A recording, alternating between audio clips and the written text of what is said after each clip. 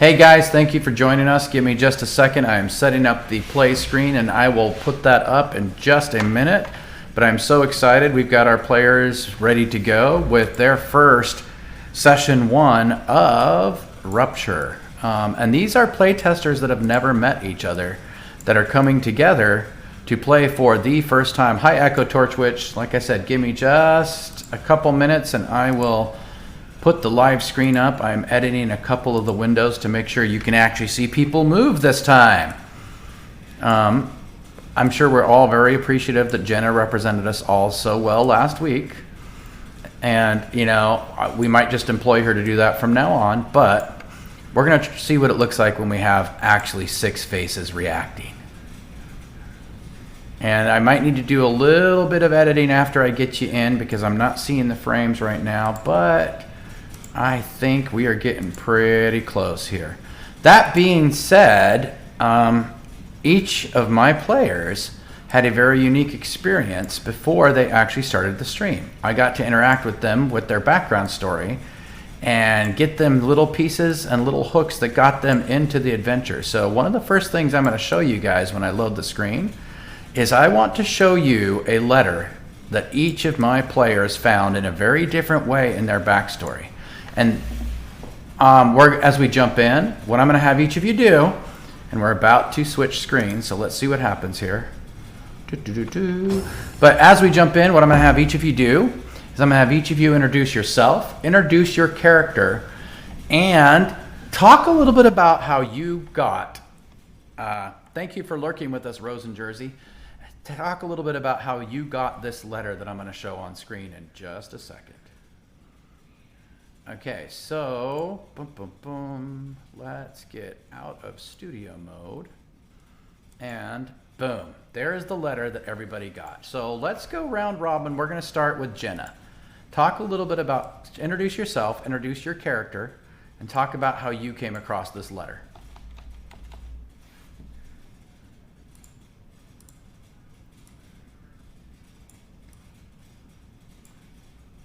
Is R, who is spelled A-R-R, and R is a Stoneborn who's about 250 years old.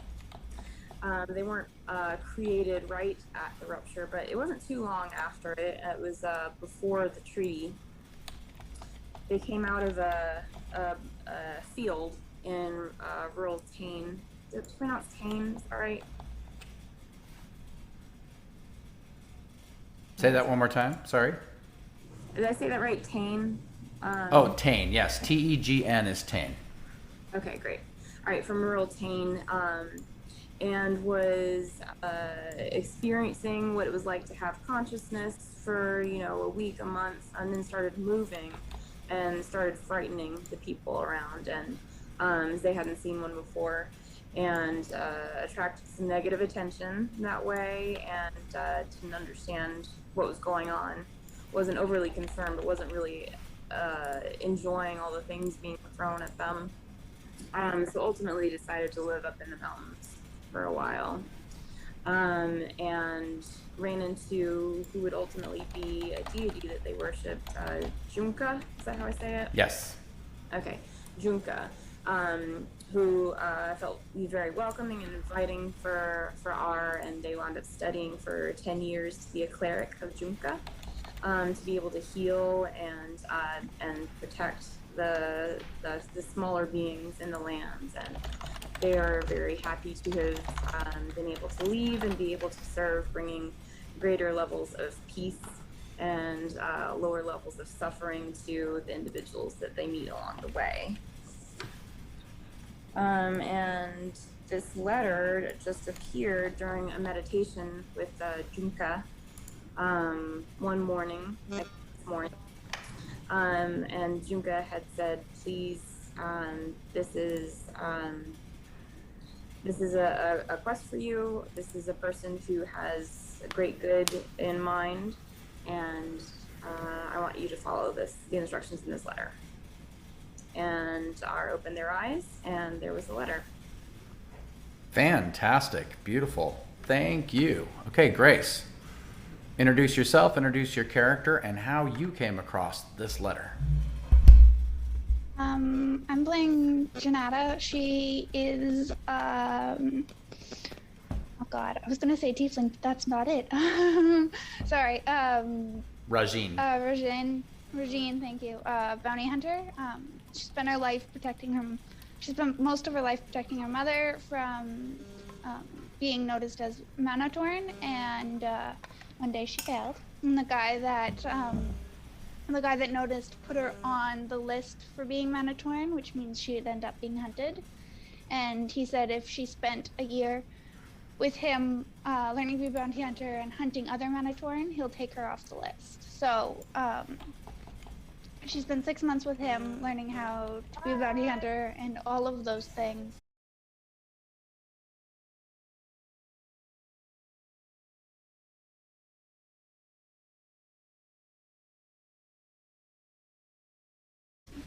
And the last thing that Cameron said was, here's this letter, it might help. Can you follow it? Fantastic. Awesome. Okay, Walrus Eye. Introduce yourself, introduce your character, and how you came across this letter. I am Walrus or Walrus Eye. Either works. I am playing the character Aijo, the Kitsune.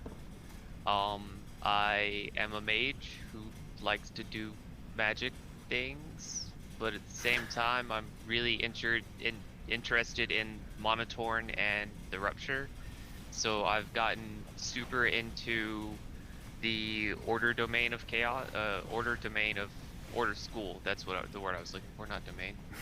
The Order School of Magic and the Chaos School of Magic. Through a series of events, I became the leader of my tribe and have helped individuals outside of the Citadel, or not Citadel, outside of Citadel, explore the ruins in ways that are comfortable with the Kitsune. And I realized that my research into the Rupture and the Monotorn would require me to leave Citadel, so I left. And when I arrived at the mainland, a guy from an adventuring guild that I know, I'm good friends with the guild, a representative from there presented me with the letter and said, hey, we're pretty sure you want to go check this out. Fantastic. Thank you. Maniel, introduce yourself, your character, and how you came across this letter. So, I am Manuel, playing Nathaniel, or Nate, in short.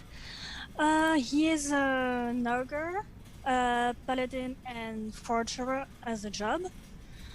He has a complicated family story.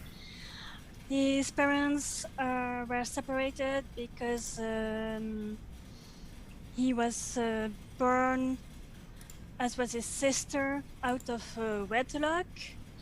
But in secret, his mother still saw his father, and so the siblings got still to be raised by both of them, but mainly raised by his mother.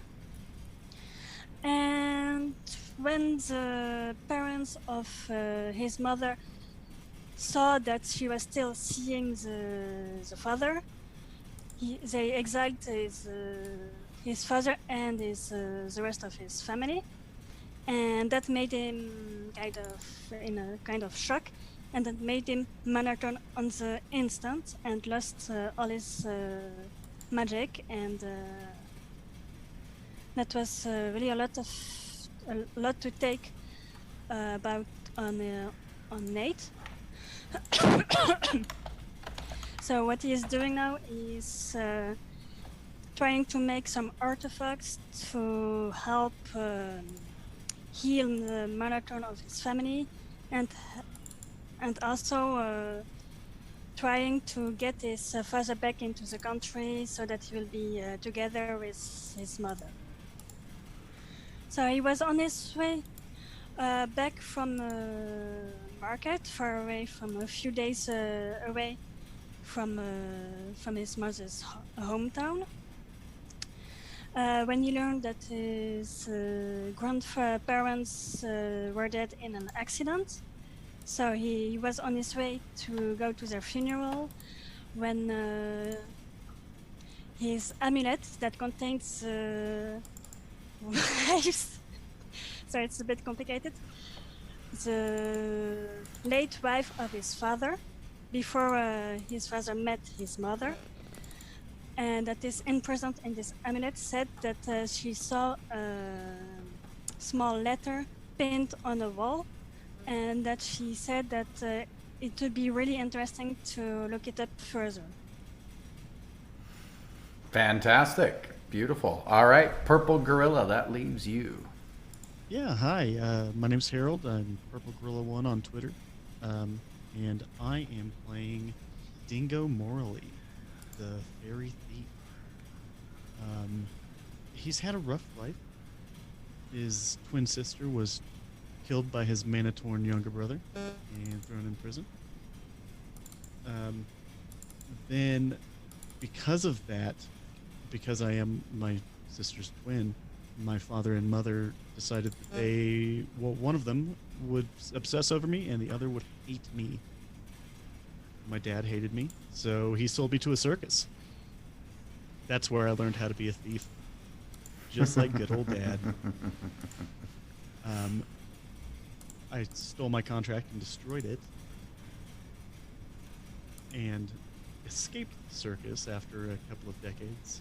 I'm very old.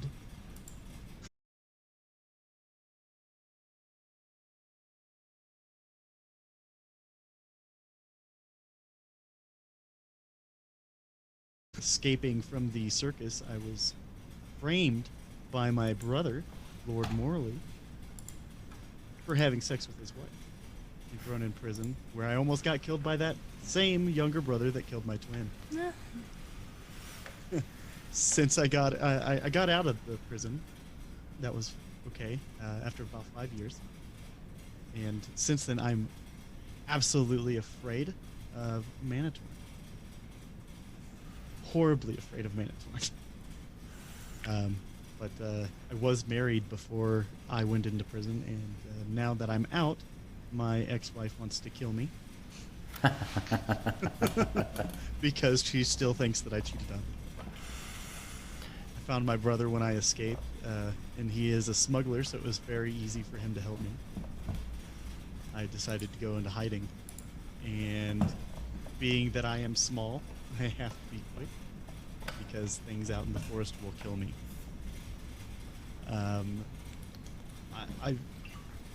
In the area that I've settled in, there's been unrest in the local towns, and a few of the refugees passing by said the name of my lost brother, that he was dead. Again, because of my brother, Lord Morley. I don't like him. I want him dead. So, that is what I'm wanting to do, is just go kill my brother.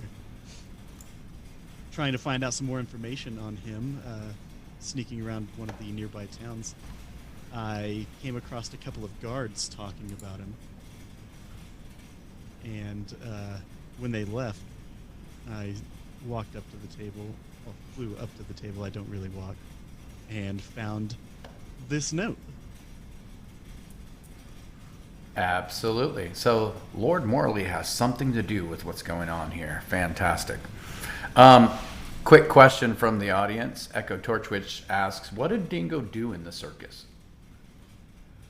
I was the juggler. There you go. The fairy juggler. Juggling things a little bit bigger than me. I like it. Okay, so this is what is happening. I'm going to set this scene up for everybody, and then we jump right in.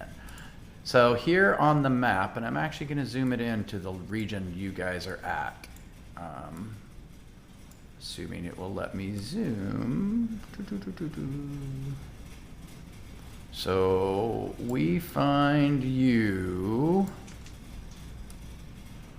here in the region of 10, on the eastern border next to the volcanoes of the Riker Peak. So very, very close to, if you see where the point of 10 is on the actual label, it's pointing to the area you're at. So I'm a lot louder. Okay, let me turn me down. Is that better? And turn them up a little bit. How's that? Let me go ahead and get that lined up where it needs to be. And now here's what happens. All of you arrive at the stone circle mentioned in the letter at about the same time. And here's what you see. You walk into the stone circle and there is an old troll gentleman covered in mud and leaves and other sticks and twigs that it looks like is almost pasted to his body. In the center of the circle is a large metal box with 4 windows, one on each side, that have bars on the windows. And he's sitting in front of this box, looking down. You can't tell if he's asleep or meditating or something else. And all 5 of you happen to appear at the same time walking towards a circle. So this is the first time the 5 of you have met. For the sake of let's get to the storyline, I'm going to say it's pretty obvious to each of you that each of you are carrying the same letter. So, take an opportunity, either introduce yourselves, hide from each other, run, go in the circle. You tell me what you're doing from this point forward.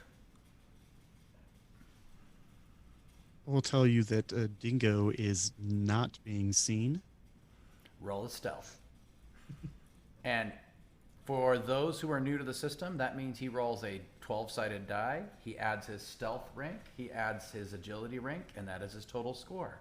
And for everybody else, roll a perception. And I'm going to do the same for the troll sitting in the middle. So I add my stealth and my agility? You do. Okay. So I rolled a 9, and my agility is 8, and then my stealth is again another 3, so that puts me at a solid 20? That does. Absolutely. And for perception, it's just perception plus 1d12? Yep. Just perception. There are skills like discern within perception if you're looking for something specific. For example, if you knew there's a fairy hiding out there and you were searching for him, you would add discern to that if you have it. But since you don't, it's just perception. So the D plus your perception. Yep. Okay. I only got a 10, so I definitely don't see him. Nope. R is 6. I got a 7. I got nothing. I got 1 on my 1d12. So. Whoa, wait a minute. This is the first critical failure of the game. Wow, first roll. If you get a 1, you roll again on a D12 to see how bad that critical failure is. So go ahead and tell us how bad you didn't see. 5. So, 5. Not only do you not see the fairy, for some reason you don't notice anybody around you. You just see a box in the middle of the stone ring. There are no people here. You're here by yourself as far as you can see. So then I will be just approaching in the circle, going into the circle. Okay, so all of you see the ogre walking into the circle towards the box, not even noticing as he pushes past the rest of you. I was just so fascinated with it that I just don't see you guys. It is a great piece of craftsmanship and a great piece of metalworking, so there you go. Then I will cast Identify. Okay, hold that for 1 second because I do want to see how everyone else reacts before you do that. So, Walrus Eye, what are you doing besides not perceiving the stealthy fairy? I'd probably just straight up approach the troll and just ask if he is I've already forgotten the name. Are you Master Togen? Let me put the letter up really quick. Just a quick reminder for everybody, the name. There, Master Togen Maga. As you approach, you hear what sounds like snoring, and his head kind of bobs a little bit as you get near. Now hold for a second. Grace, what are you doing? Also approaching the troll. Okay. You have the same reaction. You see the Kitsune approach the troll and ask if he's Master Maga. You hear him snore and his head bobs up and down a couple times. And Jenna, what are you doing? R is listening for the answer to the question because that's exactly what they were going to ask. Fantastic. So, Maniel, since you did not notice anyone else was there, as you approach the box, you suddenly hear a voice go, "Are you Master..." What would you use his first name, correct? Yeah, I would have used his first name. Okay, are you Master Togen? And it surprises you. You turn around and see, oh my gosh, there's 3 people there and a troll. What? How did you come here? I'm looking at all of you, really surprised. And I walked. Yeah. I think for the same reason you did. I'm gesturing to where her letter is. Oh yeah, this letter, so I'm not alone. Who get this? okay, I would really like the cleric to make some deep thoughts about how we're never alone, our gods are always with us, or something like that. That would be fantastic. I love it. So, Purple Gorilla, as you're sneaking, are you Yes. approaching with the rest of them?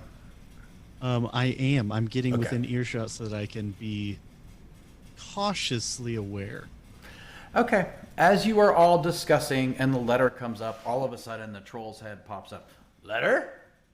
You have my letter? Let me see it. Give me the letter. Come on. R makes it clear that they have the letter Sure. too. Where's the closest to him? You're all pretty close to him. You're very near him. So, come on. I mean, letter. I'm not going to give him the letter, but I'll show him that I'm holding the letter. Takes the Paper letter. airplane flies towards him. Well, he grabs it out of midair, unfolds it, looks at the letter that Ijo handed him, sets it down on the ground, sets the paper airplane down on the ground, looks at the letter. How do you pronounce your character's name, Grace? I'm going with Jay. We're probably just going nicknames. Okay. Jay. Looks at the letter J is holding up in front of him and goes, well, are you going to help or not?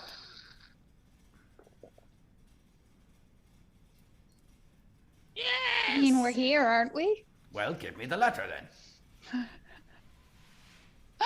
Okay, I'll give him the letter. And he puts it down in front of him. And Jenna, Oh, you want all of the letters here? well, yes, if you don't have a letter, you can't help, obviously. Grabs the letter, puts it down. And Maniel, Yeah. Here, mine's here. Name is Nate. The forger. perfect. This is great. 5 people is much safer than less people than 5. And he gets up and he dusts himself off, and surprisingly, none of the leaves or sticks or dirt or mud come off when he dusts himself off. He somehow looks dirtier afterwards. And he starts to pace around the box, and he goes, well, come over here. And he walks to the back side of the stone ring. At the back side of the stone ring, you see 5 small stones with runes etched into them. Each of the runes looks exactly like the symbol at the bottom of the letter.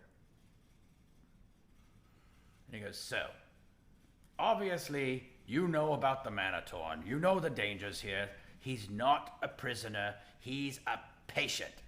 Am I clear? Yeah. I'm going to stay very Yes. quiet. And each of you are going to be the ones who can open this box when the time is right. But all of you have to do it together. 5 people, 5 stones, 5 keys. Clear? Yep. Good. Wait, where, when? Yeah.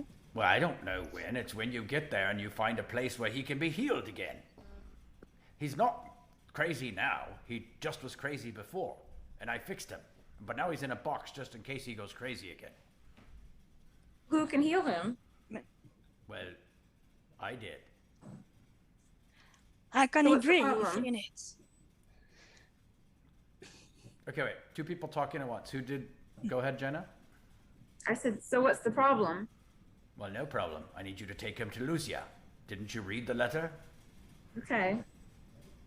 I'll have someone meet you there. I didn't want him on an airship or anything like that because apparently if you use too much magic around him, he goes crazy again. Don't use magic around him. Be careful. Okay. You can use some, but not near him. Manuel, what did you say? How can he breathe in it? Well, there's holes in the side of the box. He just can't get out. So we just have to for get him to get through. Hold on one second, Purple. What, Manuel? So we just have to get him some food once in a time. Oh, I suppose so. I guess he does need to eat. Well, yeah, you should feed him. That's very nice of you to think of that. I suppose feeding people in boxes is a nice thing. How long haven't you fed him? Oh, what's today? Okay. Hope so. Okay, what did you say, Purple? Are the holes big enough for him to get through? No, he's big. Not like you. You're little. I come up on around from one of the rocks. Okay. So, how do you all know each other? We don't. R looks around to see if they know anyone. Doesn't. Hold on, R. Roll an intelligence roll. Because there's one person here who has enough notoriety with many guilds because of his being the leader of a tribe you might have heard of. Well, I think I have the first critical success. Ooh, did you roll a 12? I did. Roll it and keep adding. 12s don't necessarily critical God. success, but they explode. I got another one. I'm Then roll it and keep adding. 2. So, 26. 26 plus your Plus- intelligence. So 29. Okay, you are This was an in important awe. roll. You know Ijo the Kitsune very well. There are rumors that have spread through many adventurous guilds of this Kitsune who has allowed people to investigate Citadel and has been their advocate for many years. And he is one of the heads of the fabled Kitsune tribes that are often closed off to outsiders. But he's done so much to bring together the outsiders and the Kitsune that, yeah, he's almost a hero of legend in the stories you've heard. Oh. Okay, thank you.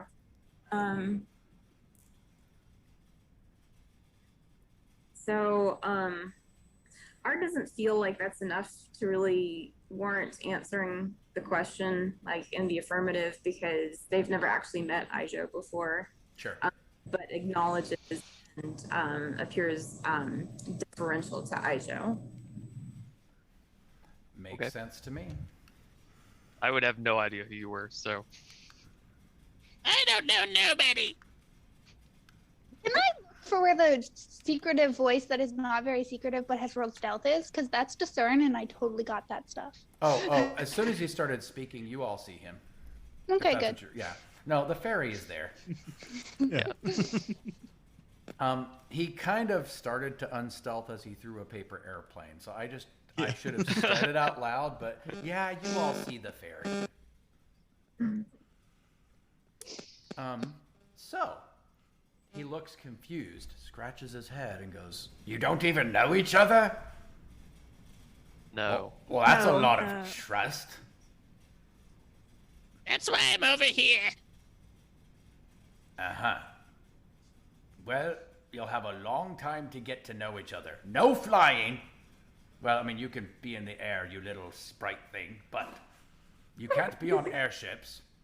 You cannot use magical transports of any sort, and no major magical doings around the box.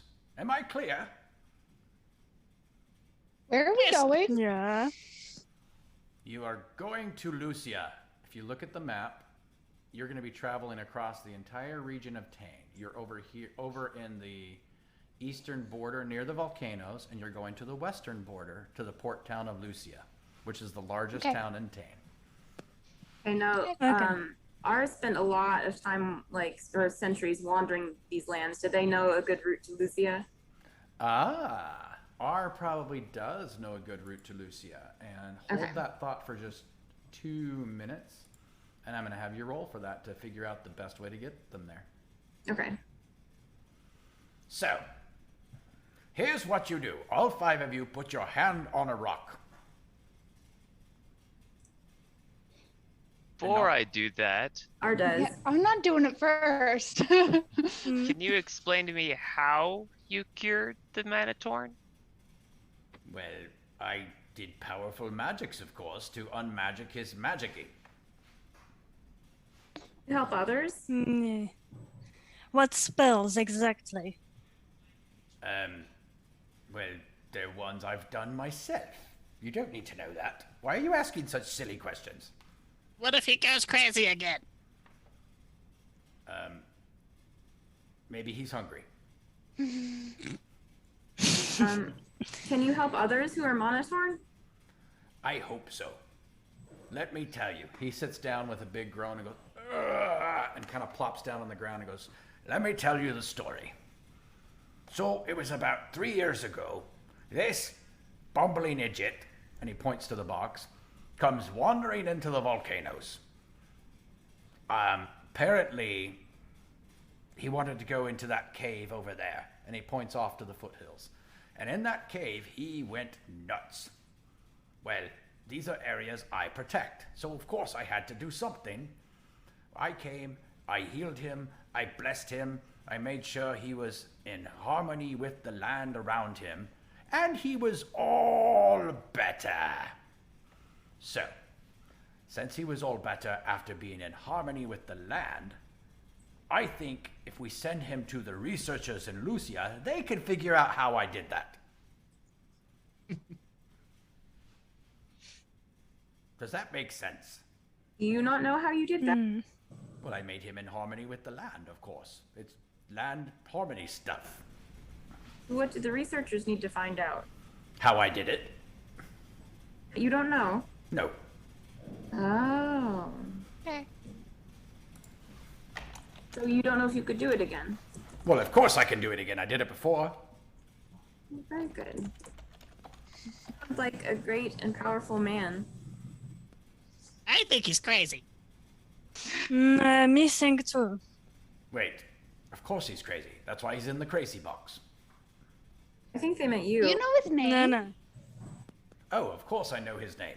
So the gentleman's name is Garrett. Yes, that's right, Garrett. Garrett Hereford. I don't think that's true. Can I? You don't seem so sure. Would that be an omen? Can I roll some deception? You Or can I roll some detect deception? Grace, roll detect deception, and Purple Gorilla, roll me an omen. Ooh. Okay, Can I so go- I'm adding. Inspect Ma- the box. Is it? Okay, so it's just detect deception and what? Detect deception and Perception? perception. Okay. Would omen be perception as well? It's luck. Luck. Oh, even better. Okay. But 10. hold on. Let's round robin so we're not talking over each other. So Grace, go ahead. 15. 15. He is completely telling the truth. He believes every Truth? word he said. Okay. Absolutely. He believes every word. Okay. Yep. So he is not is- intending to deceive in any way. Is my mother telling me something or so? She is not currently. Okay, Purple Gorilla, 10. total of 10? Total of 10. Yeah, you're not getting any intuitive prickings at all. Nope. Okay. Walrus, what were you doing? I was gonna inspect the box and And try and see Garrett inside. Okay. Roll a perception. Ah, don't get near it. Oh wait, real quick. I'm assuming Garrett's part of one of the guilds. Do I know him? Absolutely. You know of him. Okay. It was more of a, like, would I recognize him if I saw him? No, you will not recognize Garrett directly, but it was the name that the person told you about when you got the letter. Yes, I do remember that. Okay, good. That's a 12, so... Exploding dice. Keep going. Let's keep going. That's 6. So 35? 35? What is your perception? 5? Nice. It was 12, 12, 6. Holy cow, Whoa. guys. I love it. Nice. Okay. We're high rollers. You're going to notice a couple things that I thought you guys probably wouldn't have noticed until somebody opened the box. But here's what you do. You walk up to the box, you're inspecting up and down the corners. You go to the 4 windows that have bars on it, and they're very small windows. So a normal human face could kind of see out of it with both eyes barely. You look inside and notice he is slumped over, and he's not asleep, but he's definitely woozy and does not seem to be coherent in any way. He's also holding something in his right hand very, very tightly and will not let go. He's got all of his stuff is next to him. So he has this beautiful broadsword sitting next to him in the box. He's got all his armor on. He's got all of his belongings. So nobody has taken anything away from him. Okay. But from here, I can't notice any telltale signs of Monotorn? Nope.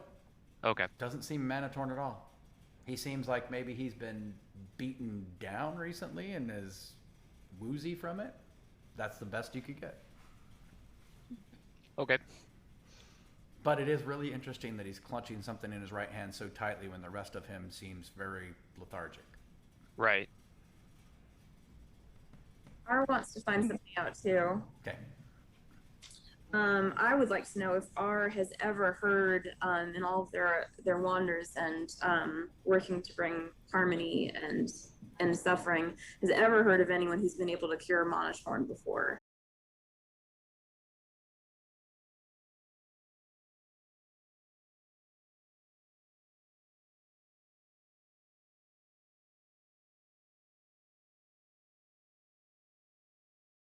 Research plus intelligence plus your roll.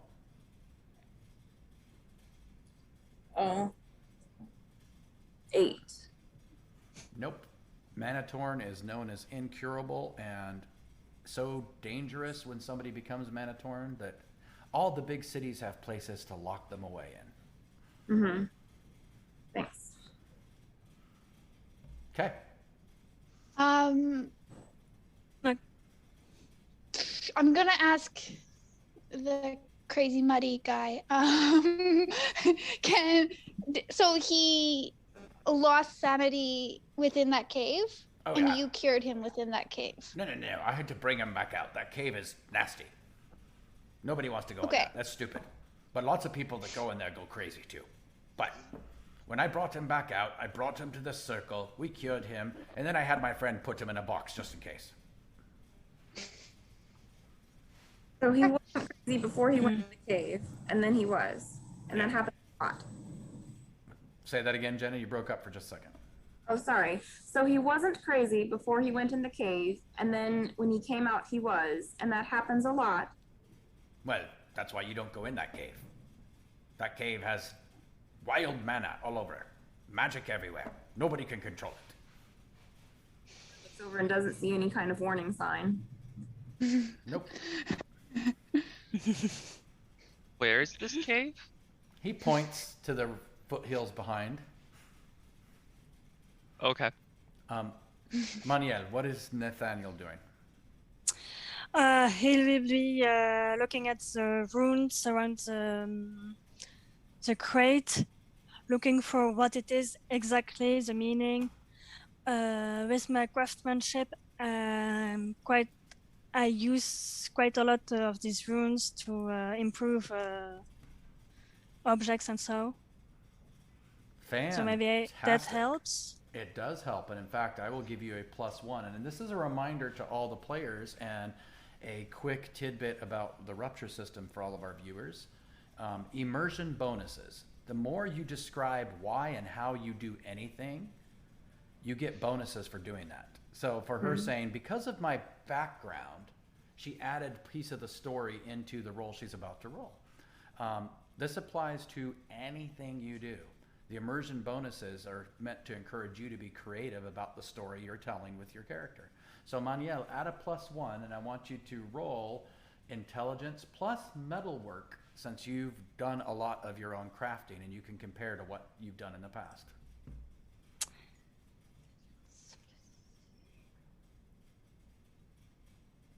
Okay, +6. Although if all of you keep rolling 24s as bases, the +1s may not help that much. Yeah, right. 21. Hey, perfect. So you notice this box has something very, very odd about it as far as metalworking is concerned.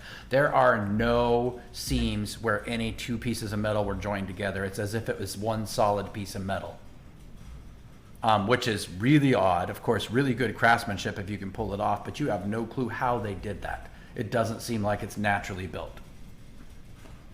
Okay. I will turn them to the NPC, to the mage, and say, who made that?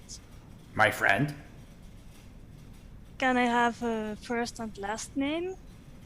Well, sure, if you want it, but they can't make another one. They're busy. I know. Oh, okay. I know. Just So my friend's name is Jaeth Metalbender.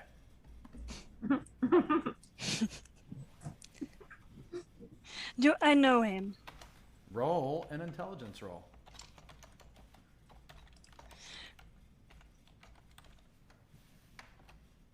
Not a metalcraft because I'm. That's kind of like my work. With this character and his background, not necessarily. I don't think that would add Okay. anything to it. Okay. Oh fuck. 1 minute. Plus 13.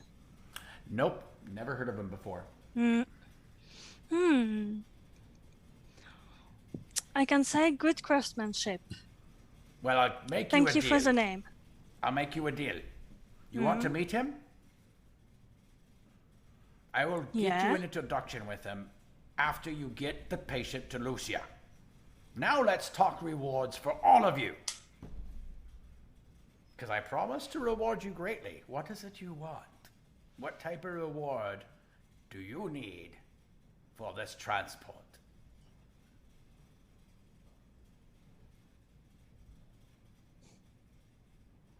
Well, I don't- want an assassin.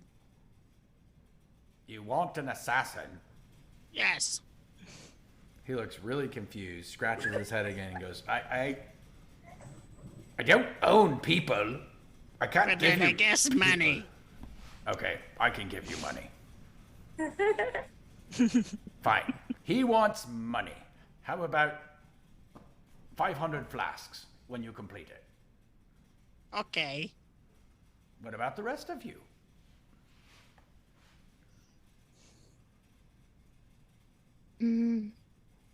I still haven't decided what I'm doing about all of this. So, I would like you. I'm like halfway across the world. Nope, don't got anything right now. I would also enjoy the money on the bounty, and Wait, bounty? What bounty? What are you talking about? Oh, oopsie. Did somebody put a bounty on my head again? Can you fake the death of Garrett? Yes, I can. I would like that. Ooh, done. He reaches his hand into what looks like a big, huge glop of mud on his chest and pulls out a bottle and hands it to you. Okay. That will fake his death. But don't use it till he's out of the box and you know he's not Manatorn for sure anymore. Okay. What about the rest of you? knowledge. Of? How about when I come back, I can just pick your brain? Okay. That sounds like a good arrangement. I love telling stories, you know. He reaches into, again, the same glop of mud and pulls out a scroll and hands it to you. Open that when you're done. Cool. We'll meet up. Well, what about you, Big Rock? I would like to learn how to do this. How Can to do what?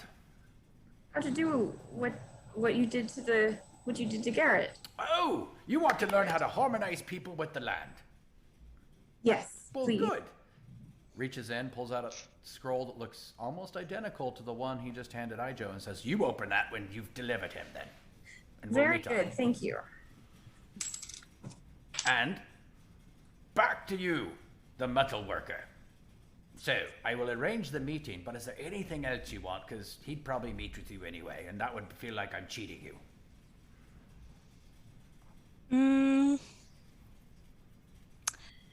I would love to work with him. Oh, you want an apprenticeship with the metal bender? I'll see what I can do. Reaches in and hands Thank you the you. same scroll and says, open this when you're done and we'll meet up. Turns back to the fairy and goes, now, Mr. Moneyman, if you wanted an assassin, I'm assuming you actually don't want an assassin, you just want somebody dead. Yes? Yes. Well, why didn't you say that in the first place? I have my reasons. Okay, do you want me to arrange somebody's disappearance? I would love that. Well, good. Then here. He reaches in, pulls out a very, very dark black coin, a very large one, and hands it to you.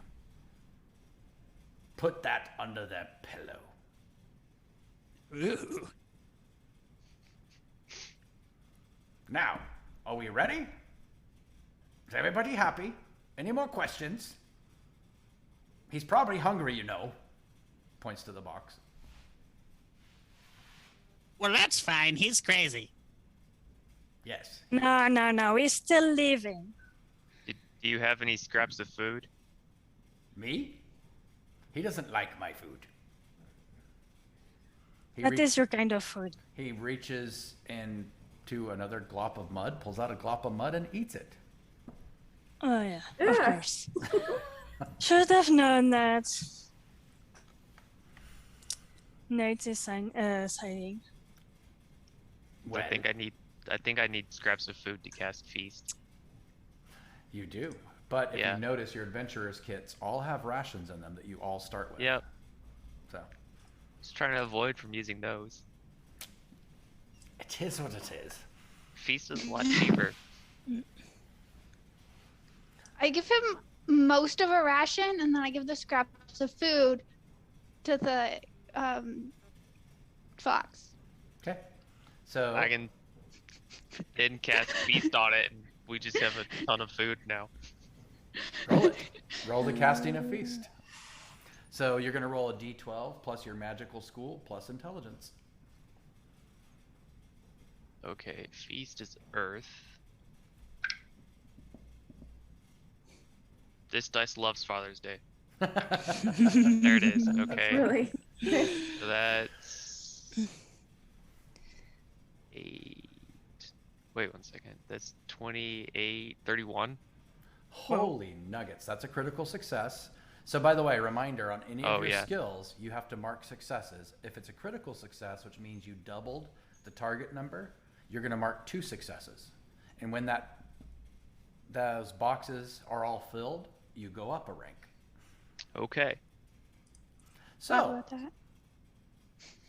you put most of a ration in through one of the slots in the window, and it hits the floor, and you hear Garrett go, doesn't really react much. Then the fox casts feast and does so amazingly well that there is an entire royal feast laid out in front of all of you. Enough food to feed 30 to 40 people. And the troll, as he's eating his mud ball, looks over at the food, gets really excited and wide-eyed, throws the mud ball, and rushes over and grabs a chicken and starts eating it. And we've got plenty of food now, so. Yeah. Oh yes, I sent you all the picture of how my character looks. Oh, fantastic. And for anyone else that does have pictures, I will at some point be putting them up here in the stream, so thank you for that. Not required to have pictures, but we always love them. So, as he eats, he is gorging himself. The troll looks like he's getting bloated and bloated and bloated, and finally just collapses in the middle of a pile of food. And he starts snoring again. Why is the mud? He just wants to know, like, if there's any special quality that would make it so one could live off of it. Okay, so what are you doing with the mud? Tasting it. All right, you reach down, grab a little piece of mud that feels not so mud-like when you pick it up. It feels very spongy. And as you take a quick taste of it, roll me a...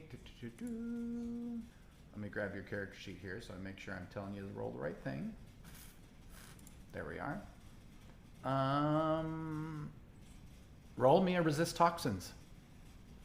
Oh no. So, resist toxins plus your constitution plus the roll. I got a 12. Wow, the 12s are happy today. Yeah, it's a good day. All right, so at 12 and that's 20. And then add what constitution you said? Yep. Oh gosh. Okay, so 41. Okay. No bad effects there. That's a critical success at resist toxins, so mark 2 successes next to it. Okay. But what you do feel is you feel very tingly, almost like there's this effervescent feeling through every cell in your body simultaneously, and the whole world around you looks a lot brighter and shinier. And you feel happier than you just were.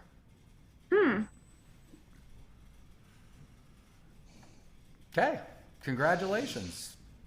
For surviving that. It's an interesting experience. R is a little wary of something that makes the world better so easily. Okay. Are you taking any more of this mud? Are you doing anything else with it? No, just moving on. Okay. So we're going to round robin real quick. The troll will wake up, and then we will see where you go from there. So, Dingo, what are you doing currently?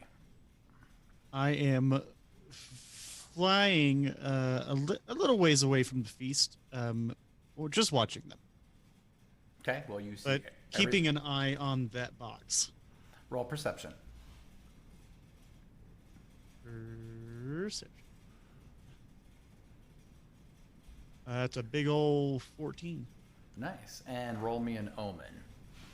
Omen. Oh. So 15 plus 1, 16. Okay. So you definitely, as you turn your eyes away from the box, feel like you should be watching it a lot closer. Like there's this pull, there's this urge to really keep an eye on that box. Not the person inside, but the box itself.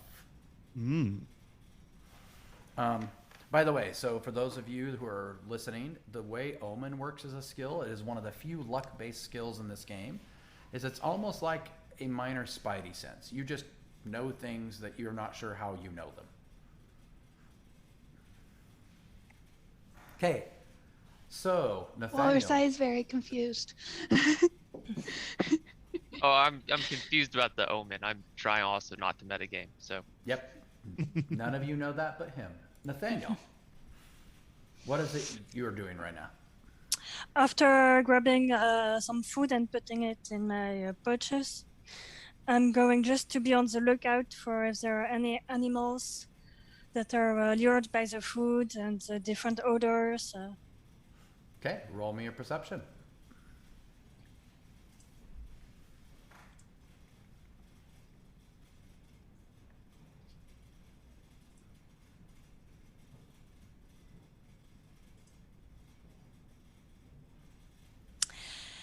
Failure. A critical failure again? Yeah. No. It sounds like you're not going to be the observant one of this party. So how bad was that critical failure? Let me see. 11. Okay, so 11 means it's just below what would be a normal failure. So what happens is, yeah, you don't really notice much of anything around besides the feast, the snoring troll, and your new companions. Nothing's out of the ordinary. Okay. Okay, so, Ijo, what are you doing? After getting some to eat, I'd probably approach the rune rocks and actually I'd probably just touch one. As soon as you touch one of the rocks, the symbol on the rock glows, and all of a sudden that symbol appears on the back of your hand, glowing as well. Okay. It doesn't feel, you don't really feel anything, it just glows on the back of your hand, disappears, and when you take your hand off, the symbol on the rock is gone. Okay. Okay. Can I detect magic on the rock that I just took the symbol from real quick? You can. Roll detect magic plus perception, and the higher you roll, the more you know about the magic that just happened. This dice loves this. That's 15. You should share plus- that dice with Maniel, just say it. Yeah. What's confusing me is it's a precision aluminum dice, so I'm like, why is it rolling 12s this often? Lucky day. Loaded. Yeah. It's really not. I've tested it. So 15, 16, 17 plus 5 more, so 23. 23, that is fan-freaking-tastic. No, 22. Sorry. Okay, 22. That is not a critical success, it is a success. Okay. So what you know is this is definitely nature magic, which seems odd for everything and how it's acting. Okay. Sorry, I didn't mean to move the map. That was a complete accident. Anyway, so you know this is nature magic. Let's come to Jay. What are you doing during all of this? I probably am enjoying a little bit to eat, and once I see him go wander over and put a hand on a rock and he gets a hand to light up, that looked really cool, so I'm gonna go do that too. Same experience. You touch a rock, the symbol lights up on the rock and then lights up on the back of your hand, and when you pull your hand away, it is gone from the rock. And as soon as you pull your hand away, it's gone from the back of your hand as well. Does anything about the back of my hand feel different? Nope. No feeling whatsoever. Okay. Just looked pretty. Okay, Okay. R. What else are you doing with this feast and all the shenanigans happening? Or says, I think we should. Sorry. I think we should stop taking Master Toglun's magic runes. And he tries to dissuade anyone else who wants to touch the rune stones because they don't see.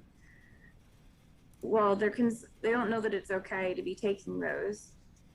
Okay. So you're trying Can to... I comment back on that? You can, absolutely. Didn't he say he wanted us to? He asked us to touch the rocks before.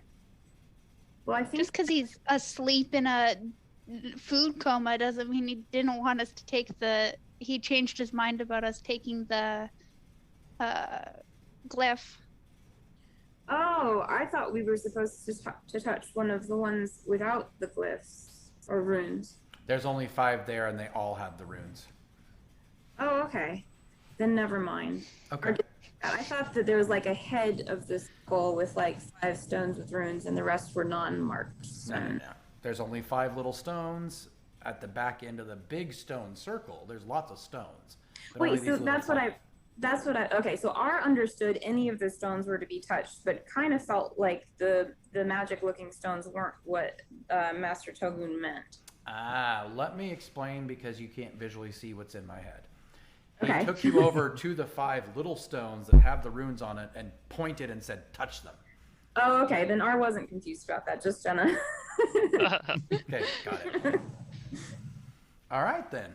At this moment, he sits up and goes, ooh, what was in that bread? Ugh. Ugh. Stands up and dusts himself off and, again, looks more muddy every time he dusts himself off.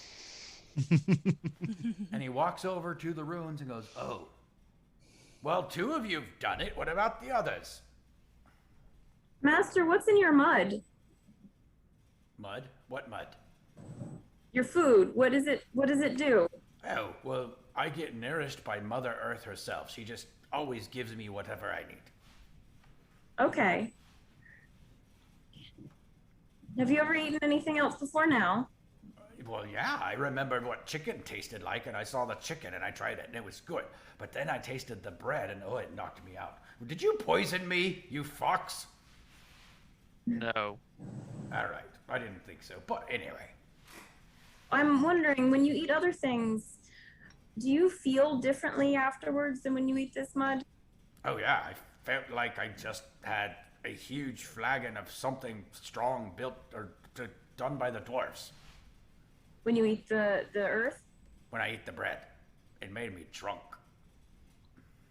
When you eat the regular bread? Yes. I'm gonna go eat the bread.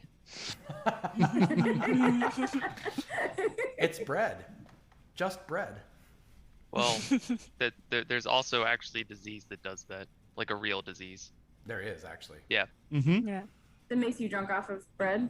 Any yeast-based object, yeah. I could see that.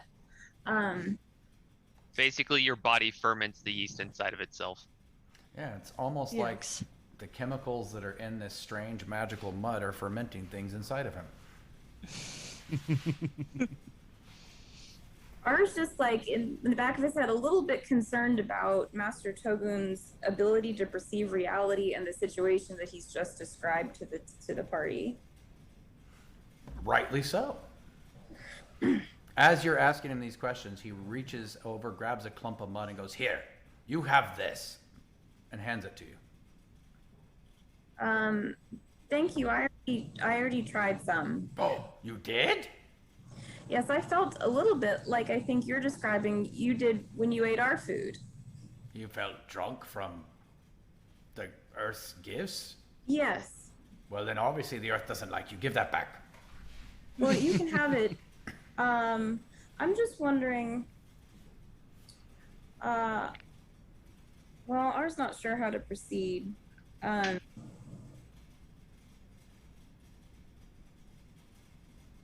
Okay. Well, let me jump in here because Okay. the troll, comes back to the stones and says, "Well, the 3 of you need to put your hands on that. And how it works is only when the 5 of you touch the box together will it open. Other than that, nobody can open it. You're the keys.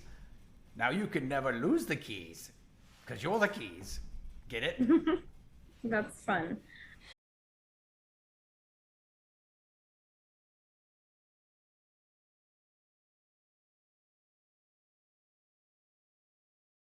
And he'll probably die in there, and that's gonna stink.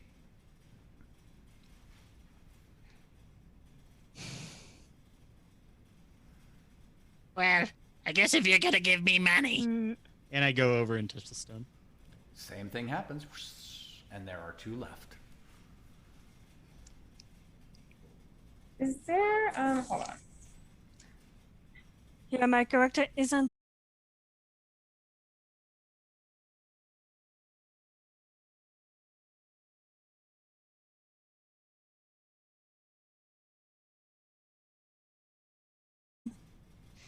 be going to one of the stones, murmuring under his breath, and yeah, looking really hard to what is he called, Togen? Mm-hmm. And then while he's looking at him, pushing one of his big, strong hands on the stone like he will be crushing it. Okay, I want you to roll a strength and a brawling roll.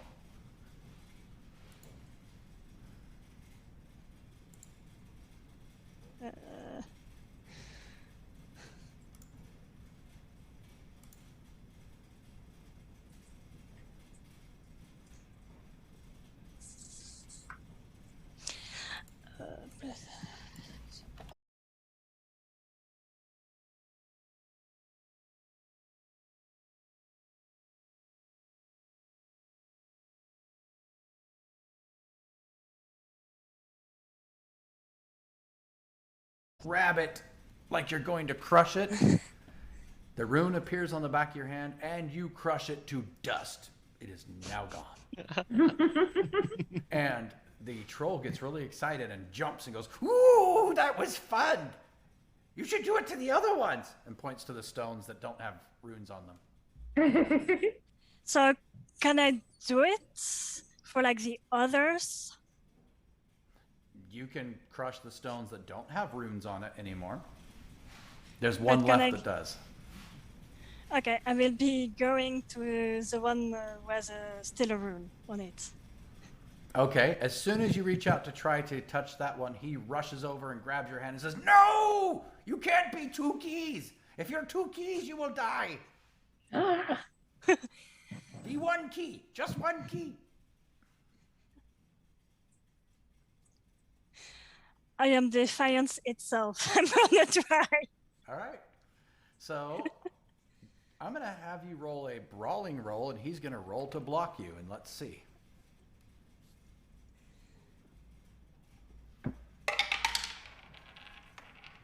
So brawling plus your strength. It is possible R would want to try to break this up.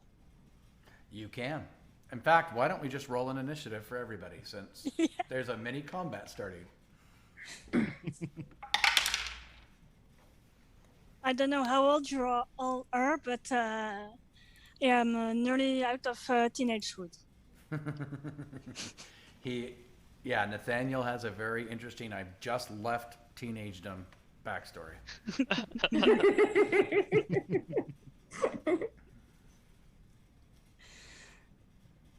All right, well, I rolled a 6. Okay. 11. Okay. Is that adding anything? Just your initiative base. With any modifier you have to. Sure. 15. Nice. Okay, so 2. R has 2 then. Forgot about the modifier. Oh, okay. So, wait, you have an initiative modifier that's a negative? Well, I'm getting it right. The initiative base is 1. Modifier is -4. Hang on. Where does that -4 come from? Oh, slow react. Got it. Yep. Okay. Yep. So your effective initiative base is -3. So whatever you rolled is -3. Okay. Okay. So Nathaniel and Jay, what was your initiatives? Mine is 14. Grace? You're muted or something. I can't hear you. I forgot I was muted. I got Okay. 12. Okay, perfect. So, it is actually the fairy that gets to go first as you see the troll rush over and say, "No, don't touch the stone. You'll die. You can't be two keys." I sit on top of the nearest tall rock and watch the fight. Okay. He is holding an action, which also means since you held your action and didn't really do much, at any time during this that you want to jump in, you may. One of the things I want to remind you guys and to remind all of our viewers is combat is a lot more simple in Rupture. There's no complex rules about what you can and can't do. Anything you can describe yourself doing within 10 seconds, you can do. Just describe it. So if you're an archer, for example, and you want to pull out 3 arrows and shoot them all at 3 different targets, go for it. Just describe how you do it. So that being said, then we come to Jay. You're next. Okay, I am going to touch the rock that I touched to get the glyph. I want to see if I can give the key back. If that's a thing I can do. Okay. So you run up and touch the rock and roll a willpower. A willpower? Yes, ma'am. So I fail. Just we all know. Yeah, I got 5. You touch the rock and it's a rock. Okay. Wanted to check. Yep. Okay, so that brings us. So you were a 15, right? So No, I was a 12. 12. Sorry, it was Purple Gorilla that was the 15. That brings us to the other 12, which is the troll. So he rushes over to grab your hand. So I rolled a 14. all right, and his roll total is a. Wait, 14 heard- for my initiative. Sorry. Yeah. Oh, I'm sorry. Yes, you do go first. Go ahead. Sorry, I wrote that down wrong. I only have 14 I rolled windows open. I rolled a 15, so Okay, he is going to roll to try to block you, and he does not succeed. So you reach out and try to crush this other rock. I need you to roll a willpower.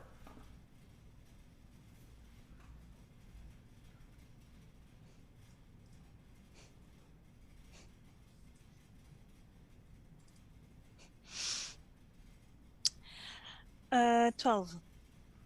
Okay. So what happens is the glyph glows, and all of a sudden the back of your other hand glows. You now have a glyph that had glowed on both hands, and you crush the rock, and the troll looks dumbfounded and goes, oh, fine, I guess you can be 2 keys. Well, now you don't get to be a key, and points to the Stoneborn. I saved you from this contract. You're free to go whenever you want to go out. But you're getting rewarded. That's silly. I know, but now she or he, sorry, I don't know. I can see. He's a bit. He doesn't know how to talk about you, Jenna. So, but now you don't have a contract. You're just free. Well, I don't like having people be tied to something magical. R's a little surprised, but is not as concerned now that there's not a physical combat going on between 2 essentially members of the same party.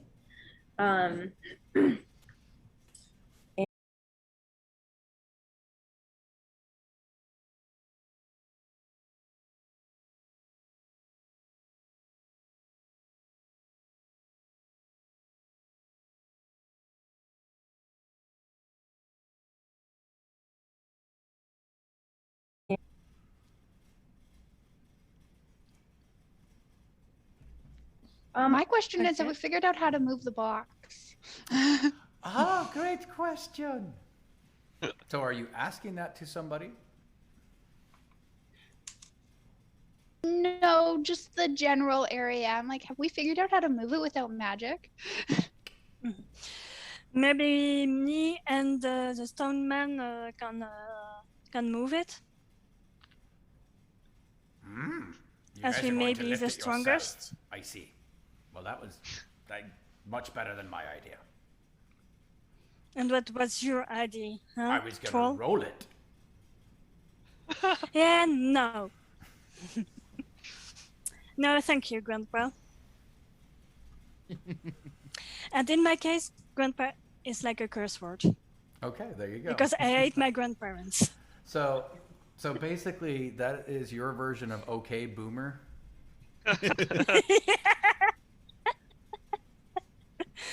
Old man. That works. Okay. So how are you going to move the box, and what are you guys doing now? I'm not touching it. R's still got a few questions, but you can work on that for a minute if you want to. No, jump in. this is right now until you guys decide to start moving. This is what's happening. Okay, well, R, like, if it's a heaviness issue, R looks more than capable of handling it, probably single-handedly. But R is still, like, especially after that mud incident, is starting to wonder what's going on here, and goes up to the box and gets as close down as possible and kind of like soothingly says, Garrett. Okay. Roll a luck. Be careful.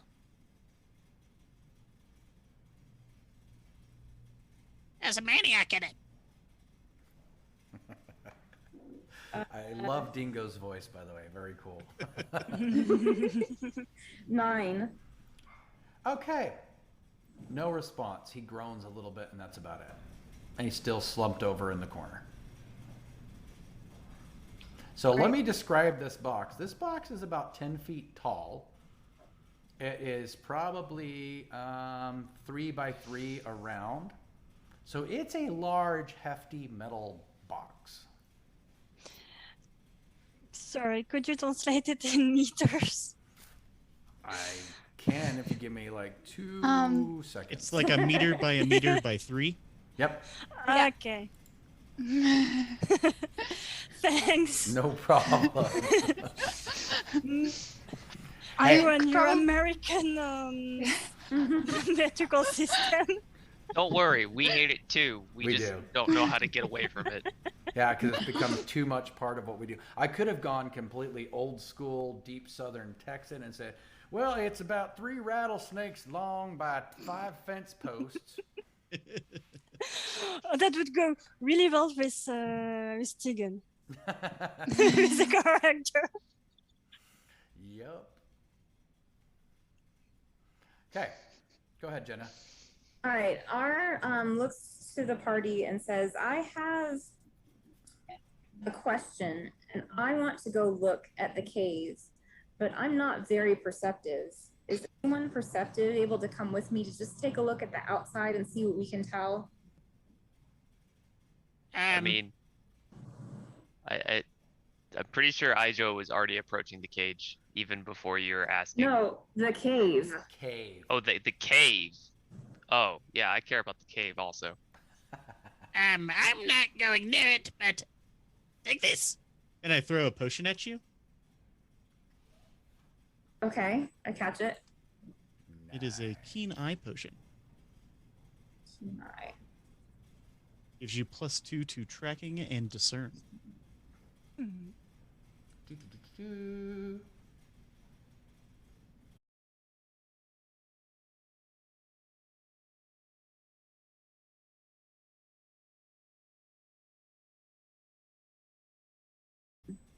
And presuming they're unimpeded, stops close to the mouth of the cave. Troll doesn't seem to care that you're going towards the cave. Is anyone else joining the two of them? I would like to. Go for it. What about I'm you, watching that Nathaniel? box. What? What about you, Nathaniel? I will be going also. Okay. The 4 of you... I'm sitting there watching the box. Perfect. The 4 of you approach the cave, and before we do that, But- I need... Oh, I was going to say, before we get too Okay. close, I would detect magic while looking at the cave.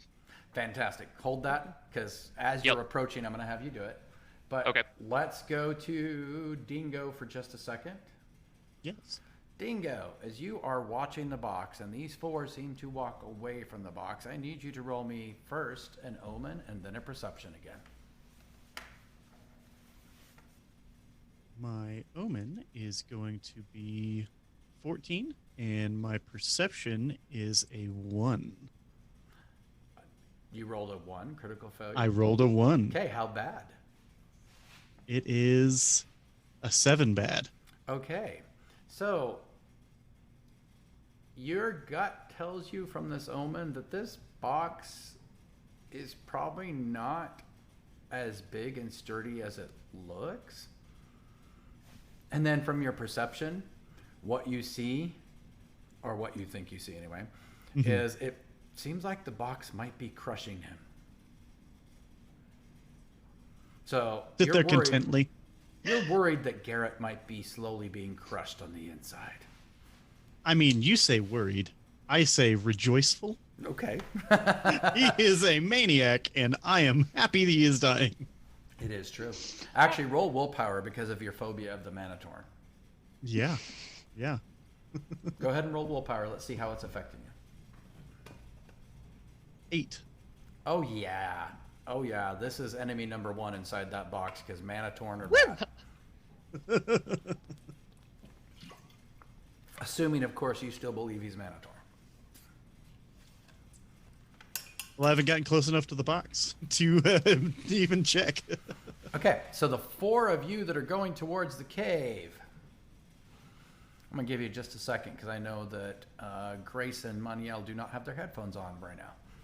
Yeah, but I have my headphones turned up enough that you were loud through everything. Well, you know what? I have never been accused of being quiet, so I think that we're safe no matter what. But go ahead, Ijo, and roll your detect magic. I got a 12 total.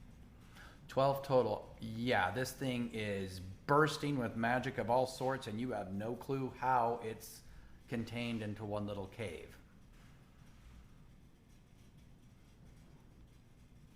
Yeah, at that point, I'd probably tell us to stop. I'll ask what they perceive with their keen senses. This cave has a lot of magic, like dangerous amounts of magic. Can I check to see if there's glyphs around the entrance? Absolutely, you can. Discern? Yes, please? you can. Discern, My discern. God. I was like, please don't make it something else. I'll be screwed. So it's perception and then discern on top of that, right? Yep, and then your roll. 17. Fantastic. It looks like there were, and somebody has tried to carve them out. Like they've tried to scrape them down so they're no longer perceivable. So Maniel, while you had your headphones off, they approached the cave. Ijo cast detect magic and said they're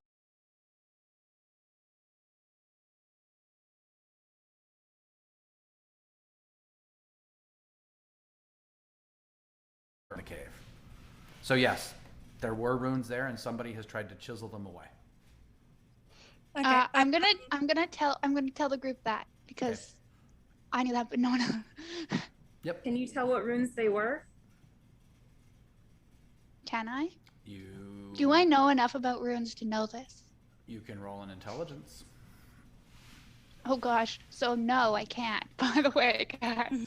Oh, come on, roll it. 8. No. Where are they? I'm quite. I have quite some knowledge about runes. Can I point them out? Yep. She points Okay. out the runes that are around the entrance to the cave. It doesn't look like a man-made cave. It looks natural, like somebody had carved words and letters all around the exterior. And then someone else tried to chisel them away.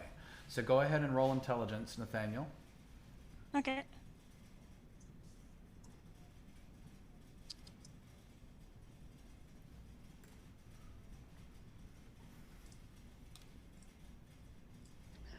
Could they also roll glyphs if they were a mage? Oh To be yes. able to identify him? No, that is No, that not was how my- glyphs work. So Yeah. glyphs Okay. are the magical patterns that exist within magic itself, and it's kind of like weaving of threads of magic and the patterns those threads make. Okay. I thought I would ask because it seems like it's something that could get confused really easy. It's a great thing to ask, and actually that's why we changed that from runes to glyphs, is because it used to be called runes, and then there was a difference between magic runes and normal runes, and we said, no, that's just way too confusing. Okay, so I rolled a 13. Okay. The one thing you know is it's a very, very ancient language. There's not enough of it left for you to know what type of language it would be, but these runes are very ancient, and the scrapings that are trying to chisel them away are very recent. Okay. So, yeah, you see these marks? The rest I don't know, but these marks are recent. Thank you. Sorry, I can't be much more of help. Art shouts over to Master Tobun. Do you know who scratched out these runes? Well, I'm gonna guess that damn human with wings did it. I would like. Was that Garrett? No, he doesn't have wings. He has a sword. I'm sorry, what? There's this Lord something or other with wings. Know his name? No, he's very arrogant. I don't like him. But he came over with his people and scratched them out long before Garrett came exploring. Do you know what the How much said? time before? Okay, wait. What? I don't know what I said how much long before? 2.5 water cycles? What's that? It's how long it takes a piece of water to get from the top of the river to the bottom. Okay. So a long time ago. Sure. What did it say before they were scratched out? Oh, I don't know. Nobody can read that language. And who would know? Who would know what they said? Somebody much smarter than me.